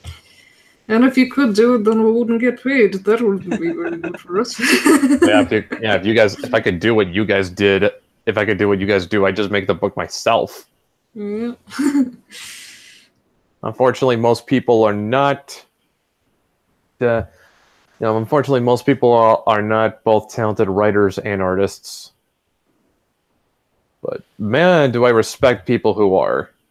Oh, yeah. Which makes me mad whenever someone tries to get free art from people when they said they'd pay them. Yeah. Oh yeah, definitely.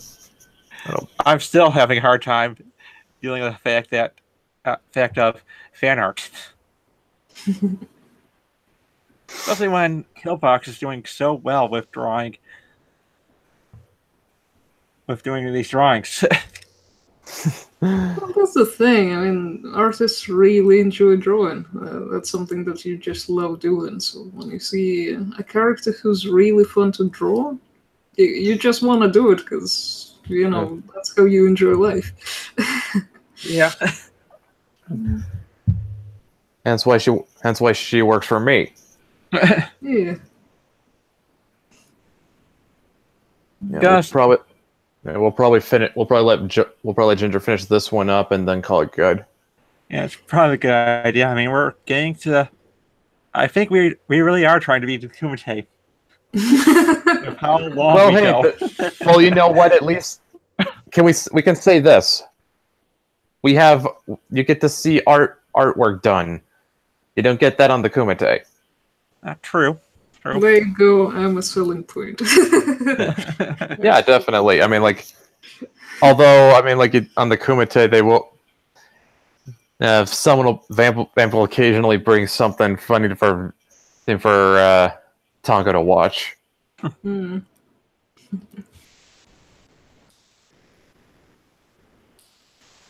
Well, Which almost is- done with this one. Yeah. Which is really funny. Which is really funny how he puts in humor in the titles sometimes, such as he called today's Kumite 76. We hired Todd Howard as our new producer.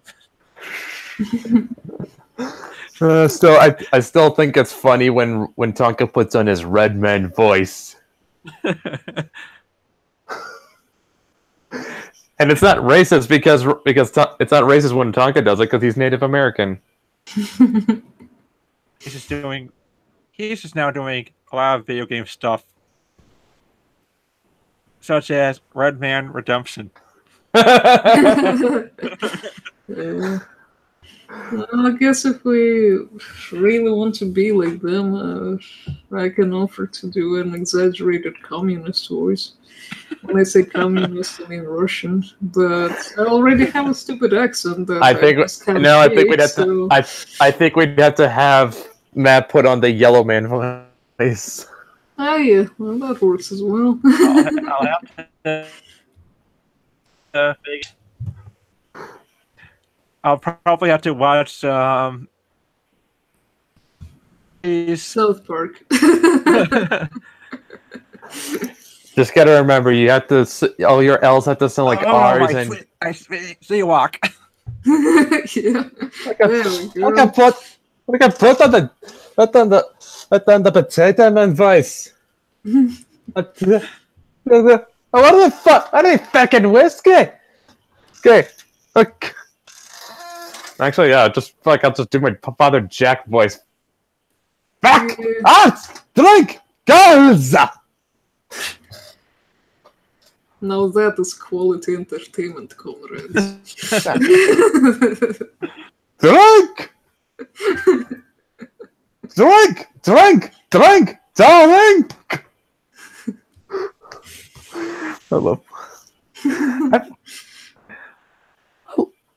I love Father Ted. I think everyone does. And it's too bad about the creator. Yeah. Oh yeah, of course you would know Father Ted. You live in the UK. Of course you're gonna see reruns of it. Yep. Speaking, just find it in my own time. yeah. Oh, speaking of which, oh man, the funniest episode, my funniest episode of Father Ted, Matt, is this one where Ted does a really racist Chinaman impression. Like he puts on a lampshade and he pretends to be a Chinaman, and then he looks at the window and guess who's there? That make us an Asian. Chinese people, and he finds out that there's a Chinatown on the island there that his parochial house is on, and he's like, do we have a Chinatown? And I would have done a Chinaman impression if I know they were there. And he's gonna go out and try to apologize, and then it gets and because it's a small fucking island, so word gets around quickly.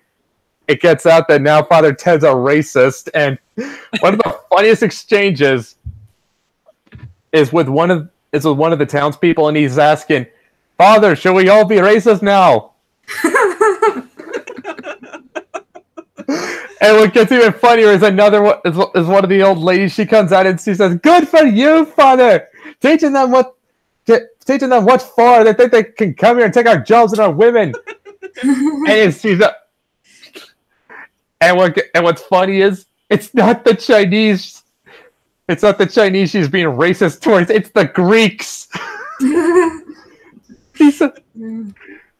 Because she says, "I don't care who he's after. As long as I can have a go at the Greeks. They invented gayness."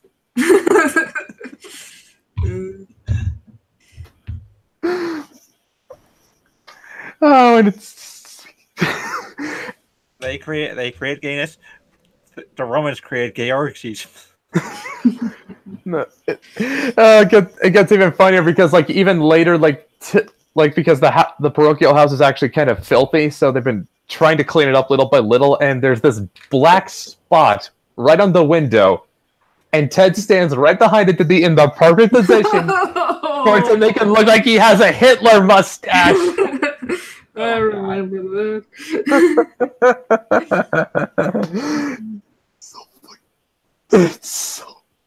And Ted is just doing everything he can to prove to the Chinese people that he's not racist.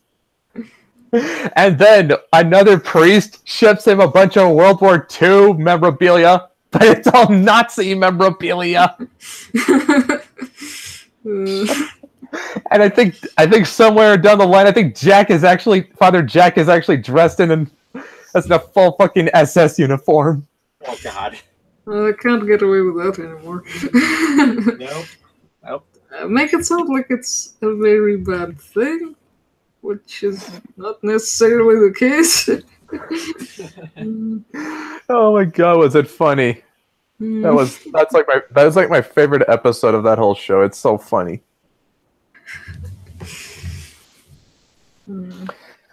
I like the one where they, I don't know, was it training a lot? Like they ended up playing board games a lot. Oh, was that the one where they went on vacation? Maybe. Yeah. I remember another one where I remember another episode where they're having some priests come by and Ted has to sort of sort of retrain Jack to say words besides feck, arse, and drink, and so he basically has to teach him to say two responses, which is either yes or that would be an ecumenical matter.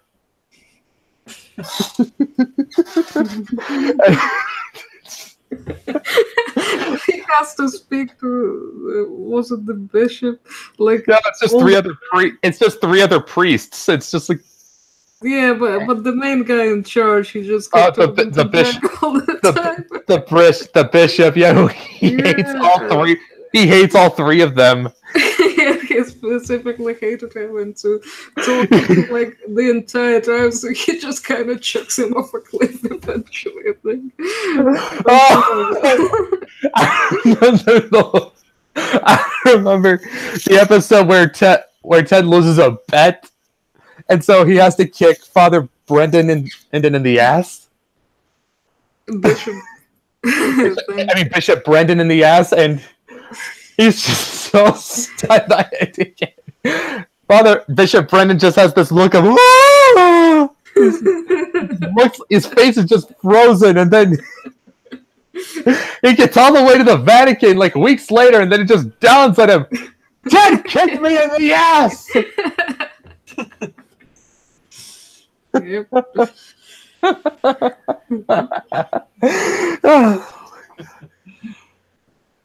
Yeah, it was good. Oh yes, it was so good. What's even funnier? I think my second favorite episode is when they go on Lent. Ted gives up smoking. Duco has to give up rollerblading, and they force Jack to give up drinking. And what's funny is like this is the first time you actually see Jack sober for once, and so he's like. He gets the shakes for a second, and then the last of the alcohol is out of his system. And Ted's asking, "How are you, Father?" And Jack responds, "Oh my God!" Because he's so fucking hungover. And Ted says, like, I suppose being sober for Father Jack is like taking some sort of mad hallucinogenic, and he asks, "Where are the other two?" Yeah. And he realizes his visions come back. And then he asks, "What do you do?" He asks for priests, and he says, "Priests! Don't tell me I'm still on that fucking island!"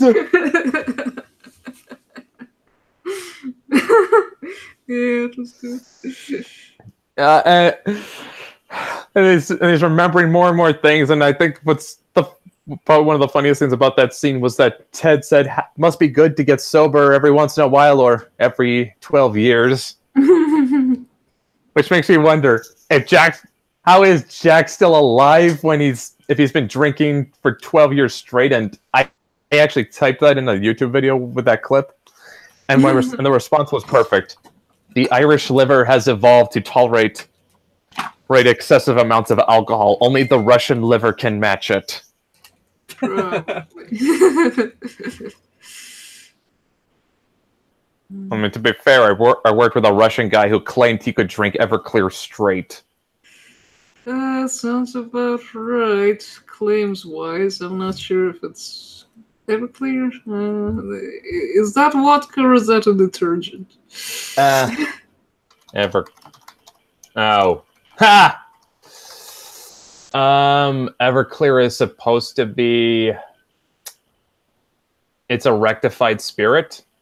Oh, is that the 90% stuff? It's 190 proof. Yeah. It's 95% alcohol. Like, this is about the only thing that is more pure alcohol is moonshine. Well, I mean, they do drink Everclear in Russia, so yeah. So you can believe it then? Yeah. It's a thing people do. It's not anything I do, but I hardly ever drink at all, and I don't think vodka is great. Well, I'm not a very good Irishman because I've never been to Mass once in my life, and I can usually count the number of drinks I have on a single hand. Yeah. More or less like that. Yeah, I think where I really let down the Irish stereotype is the fact that I'm not Catholic. No. Maybe? I don't know. No, I'm not. No, I'm not. I was raised Protestant. My dad is a pastor. Mm. I don't... Should we even bother asking how well you fit the Vietnamese stereotype, Matt? Whatever that might be. Well, trying to think about what the Vietnamese stereotype is, because there seems to be so much of it that's stereotypical Asian. I mean, considering that I've been around Catholic Vietnamese more than Buddhist Vietnamese, I have to say I don't really fit either of them. Yeah, I guess we all kind of let down the stereotype. Yep. I guess so. There are times where I do talk fast, and that's something Vietnamese do. Mm-hmm. But that's a pure fast.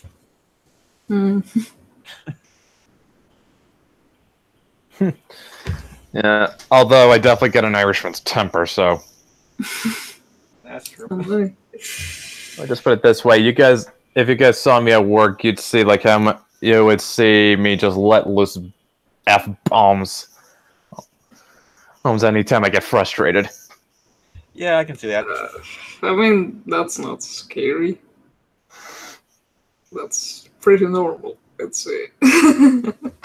I'm just saying I get, and like I said, I got the explosive Irish temper, is all. Mm-hmm.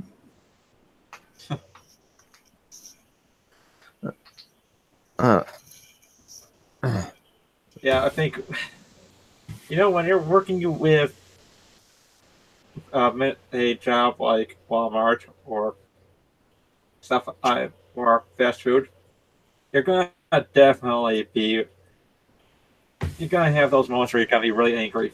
Yep, and I'm just, like I said, I'm just lucky the job I have, I work at, like, I'm unloading trucks, so I almost don't really have to interact with customers. That's why I say thank God. Yeah, something to be thankful for, definitely.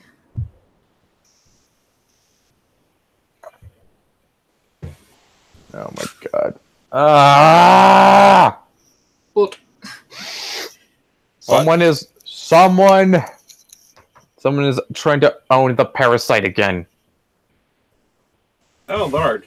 But this time it's with a screenshot. Mm. Well, it's not directly engaging with her, but it's talking about her. Well, is it at least funny? Well, the screen cap says, "Yes, it's only fair for me to contribute to. It's a small collection compared to a lot of folks, but it's all mine." Or it would be if not for the fact that #SJWs don't buy comics, and it's a pathetic excuse for a comic book collection. Didn't she have her eggs? And some Scott Pilgrim dolls. Didn't she have her eggs in there too? I don't. If she does, I don't see it. Because I remember seeing her share a picture of her eggs in there, which is canceled out by it being a picture of her collection. Yeah, like I said, I think she has the Tim Lim cover. Like I said, if it is, I don't see if she has it. I sure don't see it anywhere because I don't.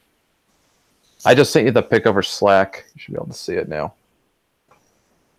Yeah. Fuck! I can't even zoom in on this. So yeah. If it like I said, I just see a bunch of what look like what I think are Marvel comics, some manga, a couple I think Dark Horse. Yeah, 3 of them.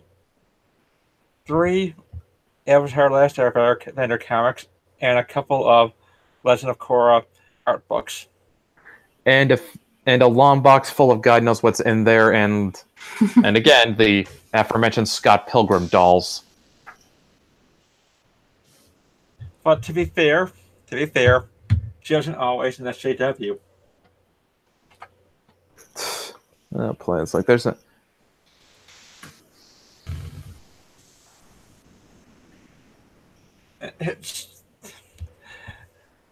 Those look all brand new too, so I mean, not as in brand new, as in pristine condition. I mean, in the type of brand new that they just came out. Is that so? A lot of them do. Avatar: Last Airbender stuff came out a while back, but you know, she's probably a fan of Avatar: Last Airbender. I guess. Whatevs. Yeah. But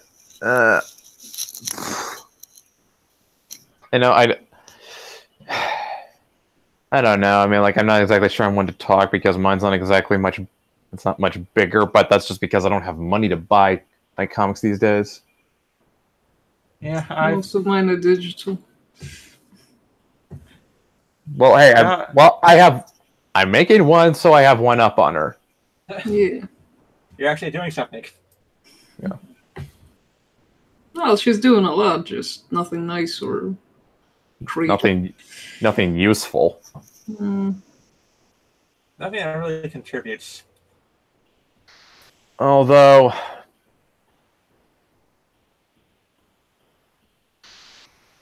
Tank suspects that, what was it, within a year she'll probably have a job at Marvel. Probably that's what happened. If you look at it this way, if you look at how Gamergate went about, Mm-hmm. you had Anita Sarkeesian, who was pretty much a nobody, get propped up by all the Gamergate YouTubers because she managed to anchor them. Mm. It's the way I see it. The opposite side always props up the people they don't like, whether they realize it or not. Yeah, more or less. I mean, if you look at Diversity in Comics, I don't think he would have been as successful as he was if the SJWs weren't so obsessed with taking him down. You're probably right. So, Mm. although that kind of, now that I think about it, that almost makes me that kind of gets me thinking: do we have some kind of double standard going on when we find it's okay, when he does it but not her? Well, there is a double standards in a way that you can't really escape from because, being a social creature and all that.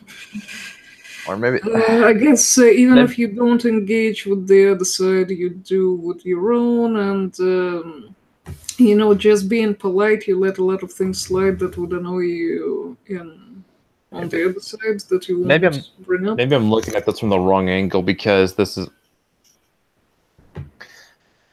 okay. In both cases, they neither would be successful if they weren't getting the reaction they were getting. So, is the onus more on the people reacting to them then? In that case,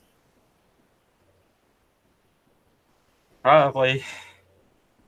I But think it's different things combined into the overall effect. Well, to be honest, I think that one of the if it turns out that none of the big Indiegogo campaigns actually makes it out there, do you think their fans are going to let it slide, or do you think they're going to go after them like they did with BC Moore?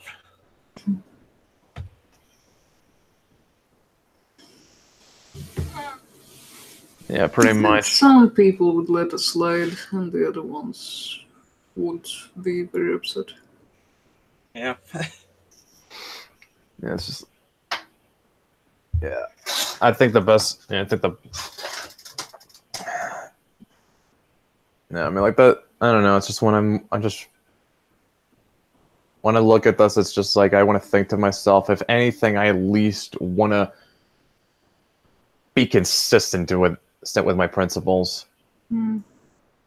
In other words, if it's not okay for someone, if I don't think it's okay for someone else to do this thing, it's not okay for me to do it either. Mm. But Yeah, I think in this case, it doesn't really apply because this is more about because you can't control the reaction that other people have. You have no control over that. Yeah, pretty much. So I guess I'm gonna renege and say that there's not really a double standard in this case, just because like they have no. Neither Zach and I'm gonna have just kill. I'll just say it. Neither Zach or Ren have control over how people react to them. That being said, Yeah. I don't think neither of them is unaware of how people are reacting to him. But I think Zach cares less about how people react to him. Well- Like, he'll take in feedback from people he actually wants to be in good graces with, but, I suppose, like, he used to be very careless before. Like, he would just say whatever's on his mind. He would make jokes Yeah. that weren't very Yeah. obviously jokes and things like that. Now, yeah, I think I know. Yeah, I think I see. Yeah, I think I see it now because like with Zach, it's like he's starting to see. Okay, yeah, I've got to control the optics. I should kind of got to dial it back and not only that, well, I put it this way. With Ren, I get this. There seems to be this duplicitous nature to how she does it. Like she knows she's doing this purposefully, knowing it will get this reaction. yeah. Like it's very manipulative. Yep. And like I said, I kind of have a theory about that, which I'll say off air. Huh. Mm. We've got a lot of things that we're going to be saying off air. Yeah. Well, there's certain things you don't want people having a record of. But, yeah. Maybe you should record off-air stuff for like high-paying Patreon supporters. Maybe. But, yeah. So much Actually, now that I think about it, I did make work in progress streams as a tier perk. I think it's like we just haven't done one. Have we got any people who got that? Kinda. I think we do, but I don't think it's like. Let me put it this way: you can count that. You can count the amount on one hand. Mm. I don't know. It's just. I think it's just more a matter of figuring out what. Well, still, it's early in the day. it's very early at this stage, so I think a lot can be forgiven. Yeah. course, Especially since you intend to deliver it, but it's just figuring out how. All right, will we say this devil guy's more or less done then? Yeah. All right, I'll hit the done for the I'll- day. I'll hit the button. Okay.